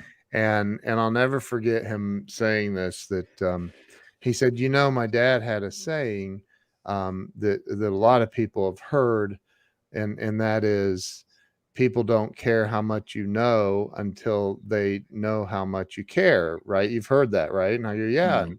And he goes, my dad had, he added on to that. He said, people don't care how much you know until they know how much you care about them. Of Yeah. course. And that stuck with me. Like, and that's where situations and events like that happen in life, where you meet somebody that can really impact your life. Just because It's like you took the time to show that you care about them. Mm-hmm. It's like the old quote.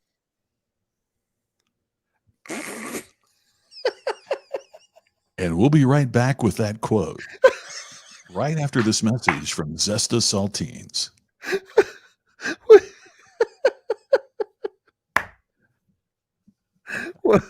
Oh my God. Right after this message from Apple Computers. We need to what we need to do is get on YouTube and find like some old commercials of like Alka-Seltzer or something. And then when we lose Glenn, we'll play this god awful old commercial from the 1960s.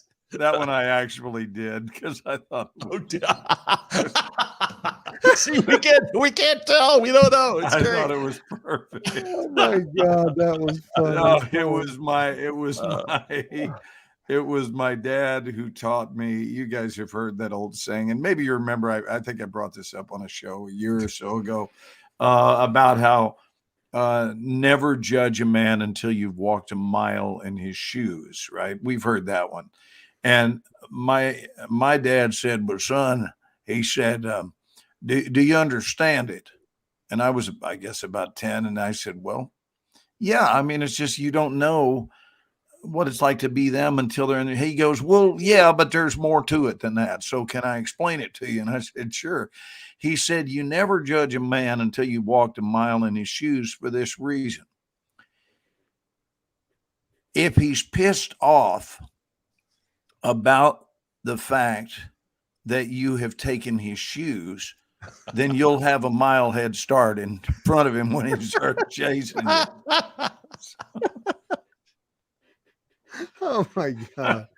That is so funny. Yeah, he said that way you'll have a mile head start, and you'll have his shoes. Oh And his my shoes. God. And you'll have his shoes. That is so funny. Geritol. We need to have some sponsorship. Another thing we could do is just get real life sponsors. Like, It would be hey. very depressing if the best we could come up with for sponsorship was Geritol. I mean, really. Aren't we a little more youthful than that?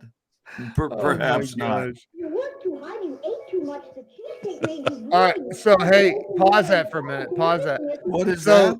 So Scott, I have to ask you a question about this. Oh, first. never mind. I messed it up. I should be part of I feel bad. I have flunked my Grow Live Academy test right there. Didn't What, I? did you, I got did you so- blow a presentation? Yeah, I got so excited to share something. I didn't click the right stuff here. So, Oh no. I think that or would that get us in trouble? so if I gotta tell you guys, one night I think it was a night that all three of us were on. I'll have to go back and look. Yeah, it was. It was a Sunday night, and we were talking about Dr. Bernie Siegel. Mhm. And do you remember that, Scott? I already Sure do. told Glenn about Yep, this. So yep. we were talking about Dr. Bernie Siegel. As you know, I wrote a chapter in a book that he wrote in as well. And so what an unbelievable honor. The guy's a legend. But so we were talking about my interview with Dr. Siegel and his take on love and all of this amazing stuff.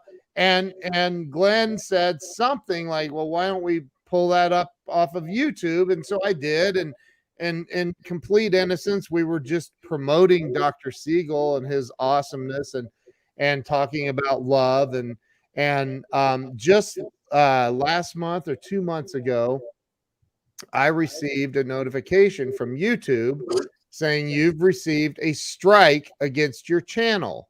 And if you get 3 strikes, we could completely disable your channel and blah, blah, blah, and submit a dispute. I went to submit a dispute and I'm like, what's the strike? What's it about? So, and you really kind of have to dig deep. So I dug a little deeper, and it was literally about the video that we played of Dr. Siegel talking about love, and he's such a caring soul, and so I'm thinking, what in the heck? This is so I'm like, okay, and then it says reach out to the person who struck you, basically, and I'm like, so I sent an email, and I'm like, hey, I'm actually friends with Dr. Siegel on Facebook. He's been on my show. I mean, I've got the guy's home telephone number. Glenn and I had a 3-way conversation with him. Thank you for adding the word conversation. We did. What? Because then it would have been Glenn and I had a 3-way with him. Good Lord. Are you guys, we need to do this show more often. You've lost your touch. 1001. my God. You used to bring your mitts to the park. Oh, I have COVID brain still. So Okay. anyway, Hey, Glenn, what's the most important thing about comedy? Timing. Yes, exactly. all right. So this woman, I send this message and it's to this other doctor. And I'm like, this is, I can't believe you, like, why didn't you reach out to me? You like immediately filed a complaint with YouTube. And anyway, long story short, the doctor's wife responds and says, we spent $800,000 producing that video and didn't make our money back. If you want to know what our licensing fees are, I think you might be a little surprised. And I'm like, we were just literally trying to talk about love. And We're how here to help. amazing- We're here to help. like and she's like talking about we could sue you and all this stuff, and I'm like, it was a freaking a 3-minute video clip of Dr. Siegel. I wasn't trying to break any copyright laws. We were trying to edify him, and she's like, well, we paid him to come and da da da da, and I'm like, okay, well, it won't happen again. Sorry, we were just trying to talk about love. And Sounds like we'd have been better off if we actually had a 3-way and stay the hell out of their. Obviously not with the doctor's wife. That's Right. I mean, Stay she's the hell out of their situation. I told Glenn about this, and I said, dude, we were just talking about love, and he's like the opposite of what she was being, or something like that. I'm like, it was. So now every time, like, I think, okay, is this copyrighted material? Because it scares the crap out of me. Like, I don't want to lose my YouTube channel. on one hand, what I don't get is, so if they paid him and if it's copyrighted, how come it's on YouTube? Right. Well, it's on his channel. So okay. Then they ought to be going after him. Well, dude, okay, so you're throwing he produced the film. It's his original content. So Yeah, you're but still, throwing I mean, they gas can on the buy. fire. I mean, I yeah. get it. Ken, did you I'm see with where you. Samuel Sneed said, "Now we know why Otis drank"? right. So I'm like, look at the comments. I don't think my they allow God. videos of three ways on YouTube. That's Right. uh, That's the Ken and different Glenn of the Guy Named channel. God channel.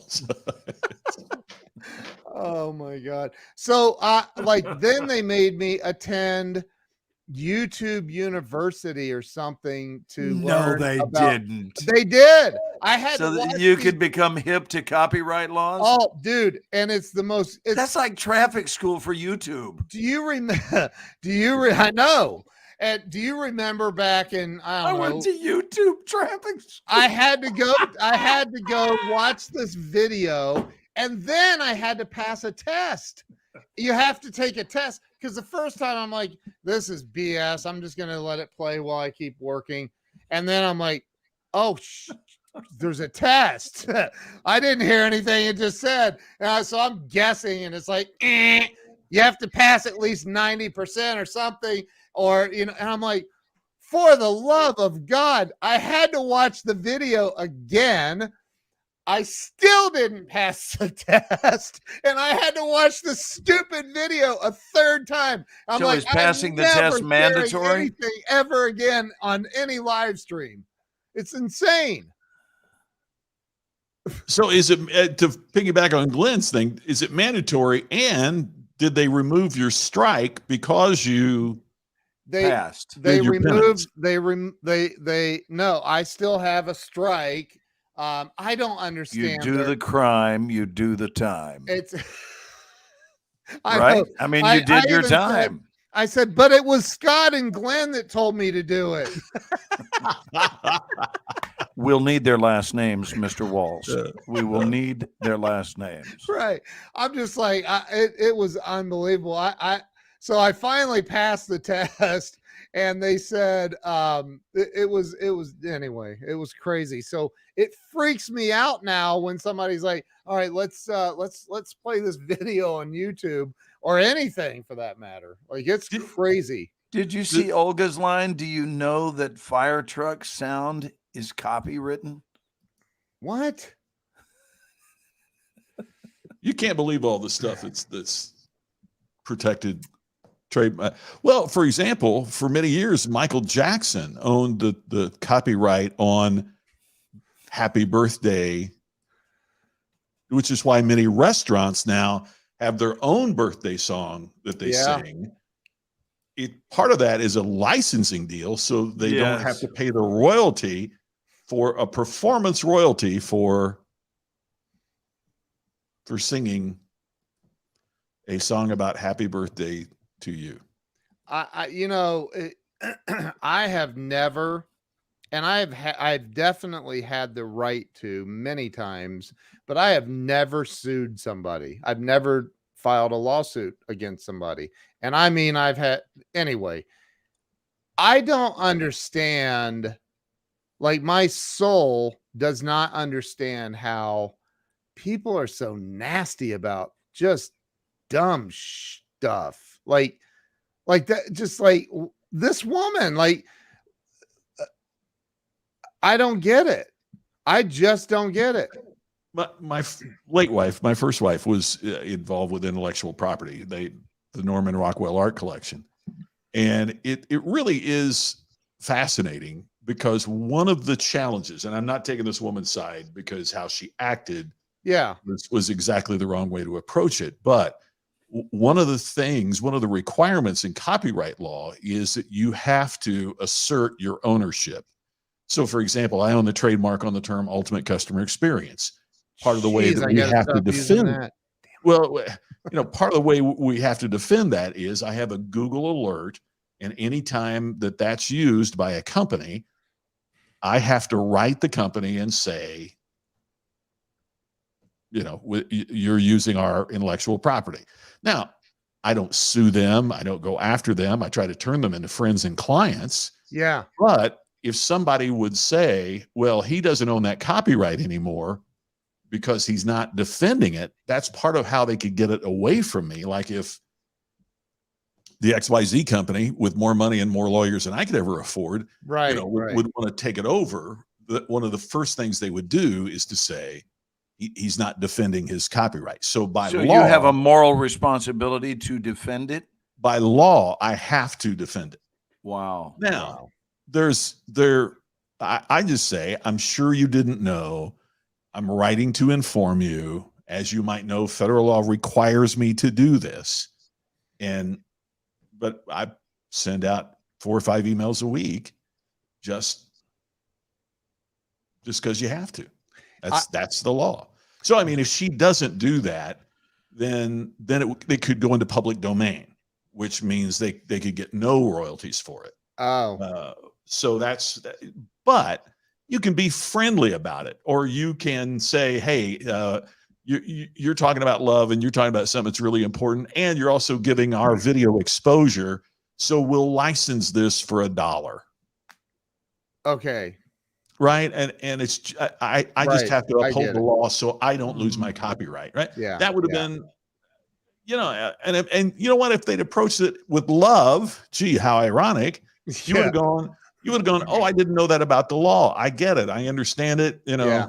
I'll Venmo you $1. We good? Yeah, we're great. Thank you Yeah. for sharing his message and sharing our video.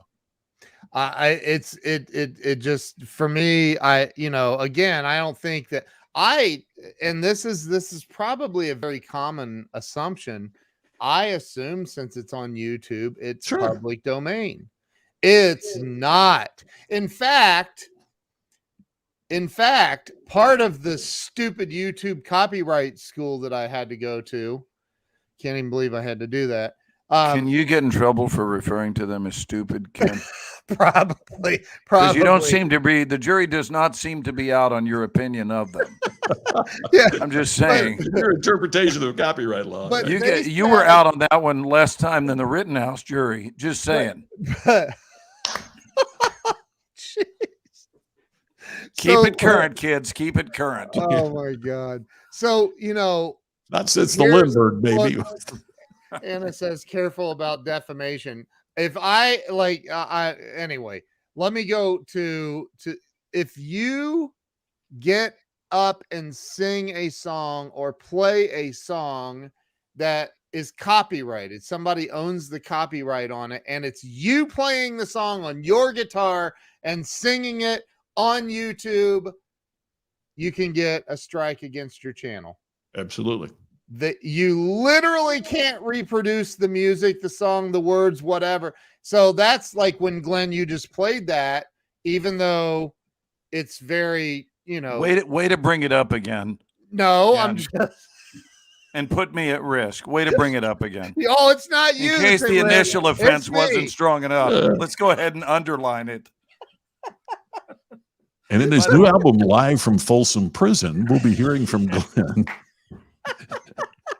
Hopefully, By the it's way, live perhaps line. you As haven't- soon as we're able to round up the royalty payments for a boy named Sue. So, Perhaps you haven't read my latest book, How to Enlist Cooperation Through Dickishness. Oh By the my way, God. I read a comment earlier. Have you guys ever had this happen? This is sincere. It's a real question. I'm not setting you up.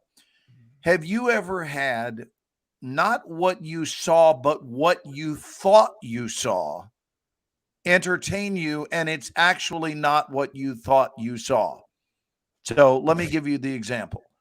Jamie Green posted something, and what she said about 5 minutes ago is, "Are you guys still live?" What I thought I saw was, "Are you guys still alive?"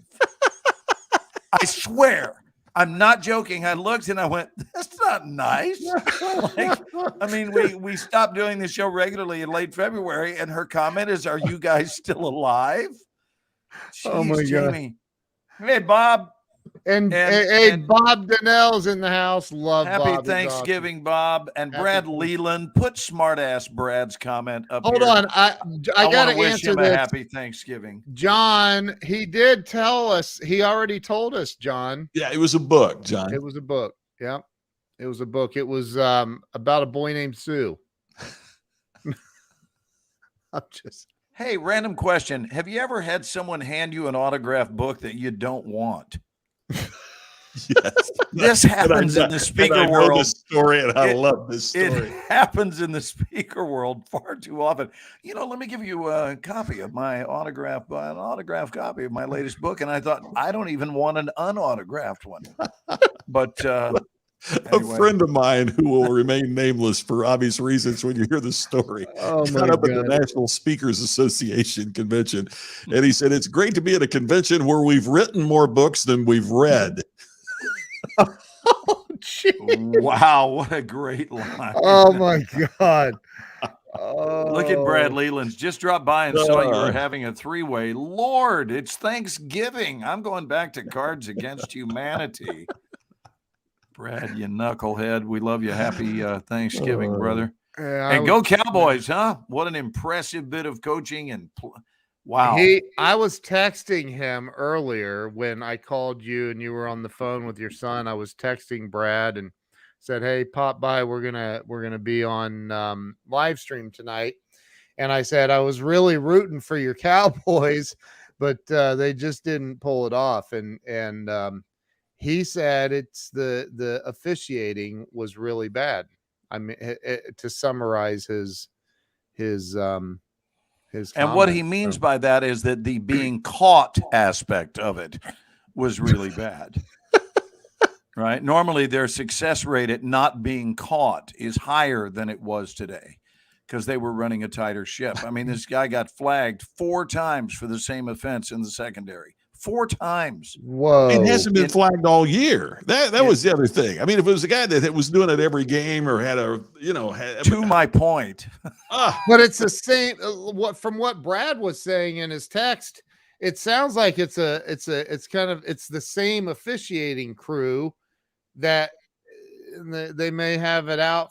I mean, think about it for real. Like, I realize that there are people who can remain super. I guess there are people. Hold it. I guess there are people who can remain really, really super objective about things. But I mean, if you're an NFL official referee and you really don't like the Cowboys, you really don't care for the Raiders, but you care for the Cowboys even less. Are you telling me that they can't, that like they all are like they're saints? They can separate. They could like No, but I am going to tell you what the great late Tom Landry had to say about this. And Coach Landry said, "Gentlemen, the object of professional football is to play at such an elevated level that even the referees cannot make you lose." Pretty sharp cat. That came from Tom Landry. Pretty Wow. sharp cat. that. Because about the time you want to start blaming the loss on the officiating, it's probably time to get back to, getting ready for the next ball game. My Wow. Indiana Pacers were playing the Los Angeles Lakers night before last. Gets down to the final shot. Our rookie, Chris Duarte, hits this unbelievable 3-point basket to tie the game, gets the hell knocked out of him. Obvious foul. Not the person who fouled him, but the person standing over by him is named LeBron James. What do you think the odds were that a foul was called on the Lakers at that point? And in fact, the NBA announced today that the referees missed that call. It should have been a foul that would have given him a free throw and a chance to win the To game. win the game. The Yeah. Pacers. And Wow. they said the officials missed that call. Now, they don't take that loss and turn it into, it's just sorry about your luck. And as a long-suffering sports fan, I sit here and I think, do I think they're crooked? No, I don't think they're crooked, but I think they know that the team that LeBron is on, or the team that when you're America's team, it also When means you're part a of it- brand name. It means that part of the and the Raiders, and you had two brand names today. Yeah. But here is part of what struck me today. The Raiders needed that victory a little bit more than the Cowboys did. That's true. And I don't know. Yeah. The Cowboys were not playing for a division win. They're going to win the division. Yeah, They they're were gonna win the playing. division. They're in the playoffs. playing. Their incentive was they're playing for the number 1 seed, Right. and they really hurt their chances of that by losing today's game. Yeah. But anyway, if you look at the stats, they were outplayed, and therefore they lost. And that's how. I mean, and to your point, Glenn, I think it's just absolutely perfect. The Pacers shouldn't have been in a situation that it took a last-second shot to win the game. The Cowboys shouldn't have been in a situation that a flag at the end, in overtime is gonna turn it. I mean, I understand that, but simultaneously, for gosh sakes, it gets really frustrating when you see that. The Raiders have a brand new. How many billions did they spend on? How much? Couple billion. Yeah, so they have a stadium to pay for. just say, and the refs probably. Anyway, I won't. We'll be back with another episode of What the Hell Did Ken Just Say after these words. I'm just saying. ESPN, if you're looking for all sports is fixed, we're your show. Hey, by the way, I just got an inquiry of, do I have any turkey socks? Interesting. It means our viewers know that Daddy is known to wear different socks every day of my life. It's a different theme. I am not wearing turkey socks. I am, however, wearing, and this is where I'll. Oh God! Don't. Here he's going to go. He's going to disappear again. I know he's moving wires. Pretzels. Pretzel socks. Pretzel socks with salt. There's a lot of salt on your pretzels. Yeah, so pretzel socks tonight. I love that. And now I've ruined my Ken. There we go. The Ken and Gilliland and a guy named Scott, brought to you by Auntie Anne's. What did Brad say? Just to make it clear again, the boys did not lose because of the refs. Mascara Man was great tonight. Hey, Brad, can you tell me this? When you need 2 to tie, why do you kick an extra point? Not once, but twice. You do it once, and you hopefully learn a lesson going, geez, why did we do that? We still need a field goal to win. Whereas if we were behind by 2, we would what? Still need a field goal to win. And then you tie the game almost again, and you're behind by 2. And once again, you kick 1 so that you can be down by 1. This is not something that I understand. I don't understand the mathematical logic behind that. And I don't mean in the aftermath. I mean, as it was occurring, I'm looking going, what? You're behind by 2. If you miss, you still can catch up and take over the game with a field goal. But if you make it, then it's a tie game. And this is your opportunity to achieve that. 1 point does not help you. And typically, correct me if I'm wrong, when 1 point doesn't help you, that's when you go for 2. That's the very reason they instigated that rule in the NFL. I was puzzled by that decision because it happened on back-to-back Dallas touchdowns today. So, I mean, it was an exciting game. It was certainly an exciting fourth quarter. Wow. What happened in the night game tonight, guys? Who's been playing while we've been talking? Buffalo beat New Orleans. Was the game in New Orleans? Yes. It was. Oh, wow.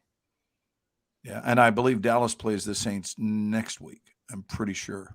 I was told tonight, because, I don't really follow the NFL much anymore. But I heard that Detroit hasn't won a game this year. They've tied a game. They tied the Steelers, my team.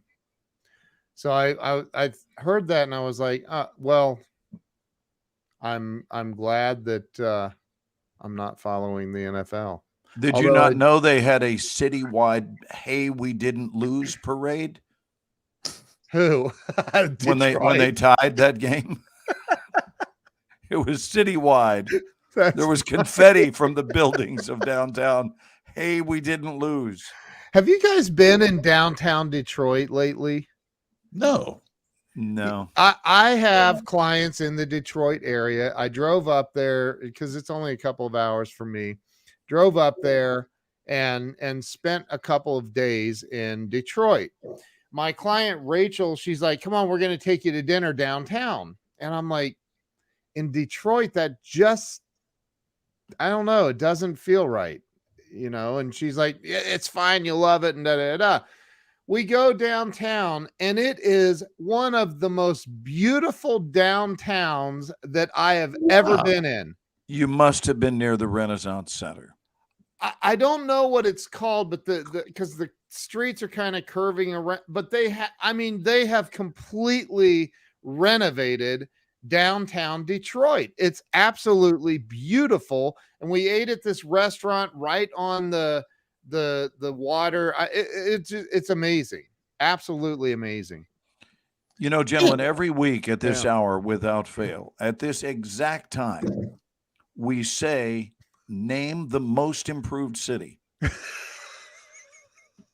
That's It's gotta yet be. a- It's gotta And I'm be. telling you, if you haven't been to Crothersville, Indiana, I don't know that you have all the information you need. Right. Hey, but in all seriousness, Ken, I haven't been to Detroit for a long time, but downtown Cleveland isn't how I remembered it either. They've made a heck of a lot of changes to It's way Cleveland. different. Yeah. cool downtown. Yeah. It's crazy.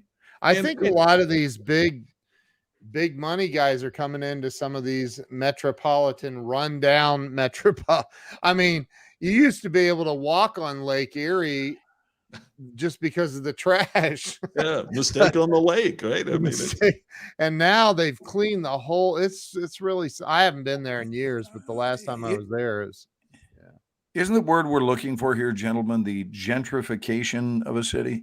yeah. Yeah. I mean, is that That- correct, Scott? We always go to you for word approval. Well, I mean, and a lot of times that's been kind of a pejorative term that, that. well, like did you that, guys Ken. get together and say, "Hey, let's use words that Ken's going to have to Google tonight"? Glenn and I with Roger's thesaurus that we're scouring. Shouldn't there be another word for thesaurus? I knew that was coming. I knew that was That one to me is one of the funniest ones ever, is that there's only That's- one word for thesaurus. Oh my That's actually really funny. Oh my gosh. Wow. Well, guys, we have been on for a couple Yes. of hours. 2 hours. I'm going to Wow. go back for It's been a- round 3 of food. And It's been a great night. It happy has been. Thanksgiving. Let's do this again in the very near future. And I do mean That's very right. near. I don't mean just on the next convenient holiday. I've loved seeing our old buds. It's been wonderful to Yeah. share Thanksgiving with our familiar friends. And God bless you guys. Have a marvelous week, and just grateful for both of you. Love you both. Happy Thanksgiving. This has been a blast. Thank you guys. And Scott, I Same will be in Las Vegas sooner than later. I don't know exactly wait. when, but they have already booked my return to Atlanta. So I Oh. already know when I'm So headed you back, know- which is the yeah. first week of January. Ah, But I've got the next several weeks off, and then I'm also going back to work on the project I've been shooting in LA in Mhm. January as well. So January is going to be really Wow. busy, and I told Yeah. Carolyn that on my next trip I'm going to head up and see you in Las Vegas. So oh man, that's Hey. awesome. Well, hey to Carolyn and Jill, by the way, before we wrap Thank you. up, Yeah. and, Yeah. and happy Thanksgiving. what were I you going have to say, a- Ken? I have a question for Scott. So I told you I'm interviewing the billionaire guy on Monday on the show. He has a show in Vegas that supposedly, from what I heard, is like the #1 show in Vegas right now. 27. Have you heard of 27? I'm not familiar with it. It's where it's I guess a musical where it's all the famous musicians that died at the age of 27, and it's kind of this Looking here. Yeah, it's 27. Anyway, I've that heard it's that like- 35 is the better show in Las Vegas. You know why? Because you get 8 more. Oh my God. Woo! No. Alrighty then. No, too soon. Too soon. I was going to have a show called 7, but they said it was crap. I am not familiar with it. Yeah. But I'm 27. looking at it here. There's people said it had a great Janis experience. Yeah. Janis Janis Joplin was Joplin. 27, I believe. There's a wasn't she? bunch. Jimi Hendrix. Jimi Hendrix. Yeah, there's Wow, a it bunch. must be popular. I mean, it's like Saturday, December 11th. Only 8 tickets left. Only 4 tickets left on the 18th. So very cool. It's Yeah. at the. Oh, it's a. Where is it playing? It says 24 Oxford Showroom, which I'm not familiar with. Virgin Hotels Curio Collection by Hilton, Yeah, it's Paradise Road. I'm Well, not, you really got to want to see this show, don't you? man. I'm not. I know unless where I know where Paradise is. the Virgin Hotel is what used to be Hard Rock. And Oh, Oh, they- Hard Rock's not there anymore. Hard Rock's huh? not there. They shut that down and made that into a Virgin Hotel. But it's really strange because Virgin didn't get approved for the casino, but Mohegan Sun did. So Oh, it's wow. the Virgin Hotel, but it's the Mohegan Sun Casino. And when they first opened, it's crazy because they would advertise separately. So you wouldn't know that the Mohegan Sun Casino they were advertising to get there. You had to go to the Virgin Hotel. You know, it was just very strange. But Yeah. Tammy and I had dinner at one of the restaurants there at Virgin, and man, it was fantastic, and Really? the hotel's great, and yeah. so it's And, not the Hard Rock anymore. No, Hard Rock's Wow. gone. I mean, there is a Hard Rock restaurant, Hard Rock, Yeah. which is on the Strip, Yeah. but the Hard Rock Hotel is no more. We got to Wow. play craps at the M, though, not the Hard Rock. I mean, Absolutely. Hard Rock's gone, but the reason I didn't like to play at the Hard Rock, it was so loud Yes, that you I- couldn't, the dealers couldn't hear your bets at the crap table and so forth. It was Wow. really problematic. Yeah, I bet. I bet. It So was, the M, I like that joint, I Yeah, like the it a M's lot. so laid back. And that and it's right near Scott's steakhouse- Place. Yeah. That's where I got steakhouse. my education on craps. Yeah. Tammy and I've been there a couple of times, well, more than a couple of times since then, and we walk by, and she goes, "Oh, that's the Glen table." I said, "Yes, that is." All right. Well, Daddy's coming back, and we'll All right. have Tammy come I've join been us. to the M too many times. I was But gonna anyway, say, what do you the guys- Hostel Grape is closed, by the way. That's where Ken and I What? used to. Yeah. what's the steakhouse called? Anthony's. Anthony's. What a best steak I had in Vegas. So I mean, quick- it was Quick question, Scott. Did you ever try the one I mentioned as the best one in Vegas, which is not supposed to be like there's That's the no one at part of my Circus, mind. right? That's correct. And if you And- haven't done it, when I come back, Okay, we will we'll do we it. will go because it's Uh, it by all rights it should suck, but it doesn't. It is incredible, and it's one best steakhouse in Vegas, something like 20 years Many ago. It's times, really and- good. It's funny you mentioned that because my buddy Brian, I was talking about earlier, that was watching. I don't know if he's still watching that, but it was watching us earlier. Because they're playing at Fremont Street, they are staying at one of the hotels there at Fremont Street. He's like, wow. "Oh man, Oh. it's Well, they got the and Golden Nugget down there, which is nice. that is not where they're staying." And, Oh, and okay. I'm not. Yeah, right. You don't want to Yeah. badmouth a hotel, right? But I said, "We're going to go to the Four Queens for dinner." And he's like, "Oh, well," he thinks I'm joking. And I said, "No, we're going to go have a steak at Hugo's at the Four Queens." And my guess is it must be much like Circus because I've been to Hugo's once, but Brian is still watching. yeah. I think Brian thought I was kidding that I'm going to take you to the circus or the steakhouse at the Four Queens. Kind of like we're gonna go to Ponderosa, we're gonna have. And have you were the also telling me about the Longhorn Stakeout or something, or the Golden Steer. Is Yeah, the Golden other one. Steer, but yes. Hugo's and Golden Steer are my two favorite steak places. And have you ever eaten at Oscar's Steakhouse? which Yes, is that's at another the end great of one. Fremont Street. But one of the funny Wow. things was when I was given a speech, so I was out of town on Valentine's Day. So I'm flying in on Valentine's late afternoon, early evening, Tammy said, I'll make the plans. Great. So Tammy picks me up at the airport and we pull in, and we can't wait, Brian. It's going to be fun. So we pull into the Golden Steer, which is in a horrible strip mall on Next to Sahara. the Stratosphere. Real close to the Stratosphere, that's and such like a a bad pawn area. shop is next door, and a Yeah. laundromat, and I Yeah. mean, and there's people. The drinking intersection in was on the corner of CD Magazine. yes, and I think she's joking, like, oh, this is yeah, okay. So where are we really going? Is Morton's in her future, or Del Frisco's? Oh, this got great reviews, and it was hard to get a table on Valentine's Day, and I'm afraid I'm concerned about walking from the car to the front door. That's how bad the neighborhood and the parking lot is, much less going back out when it's. And we walked in, and there sits Oscar Goodman and his wife, who she is now the mayor of Las Vegas. Wow. And they own a steakhouse, and he took her to this steakhouse for Valentine's Day. And I thought, Wow.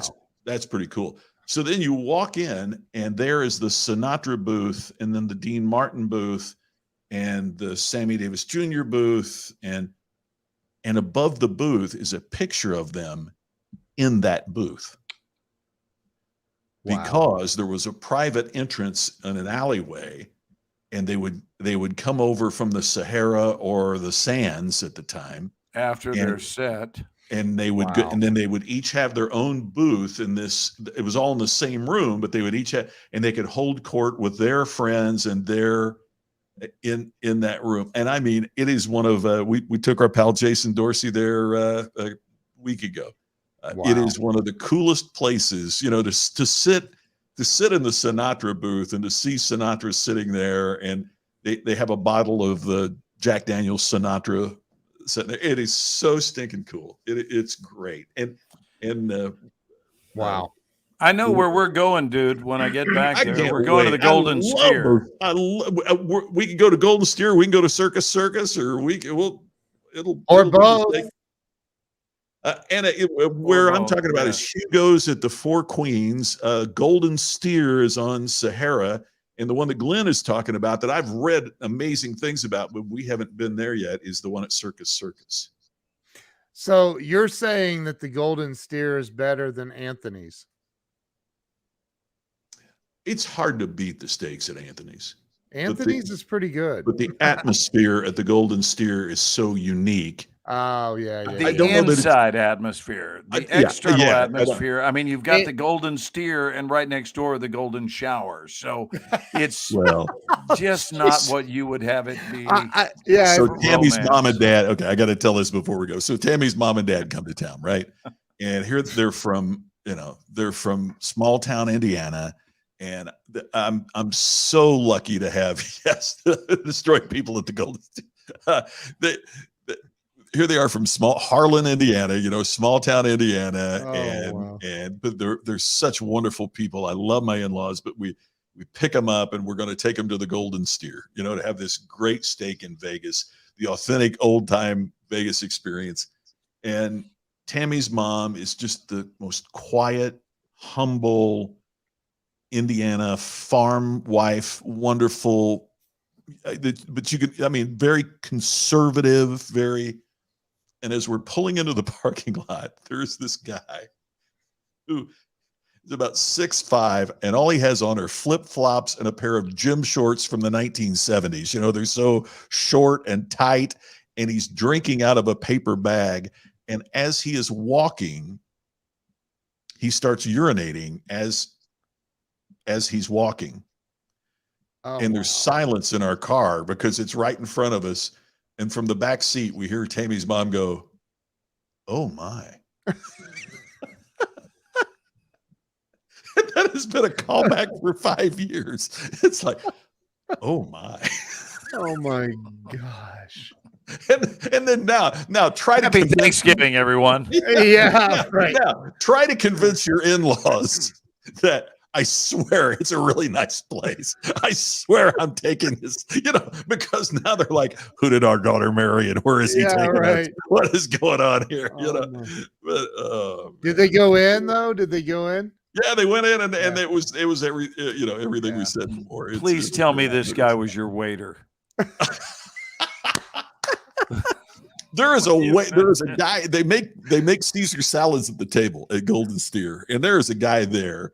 He comes up he's done it several times for us, and he looks like he stepped out of the grave to smoke. He's Oh, geez. it's like he was a middle school student with Methuselah.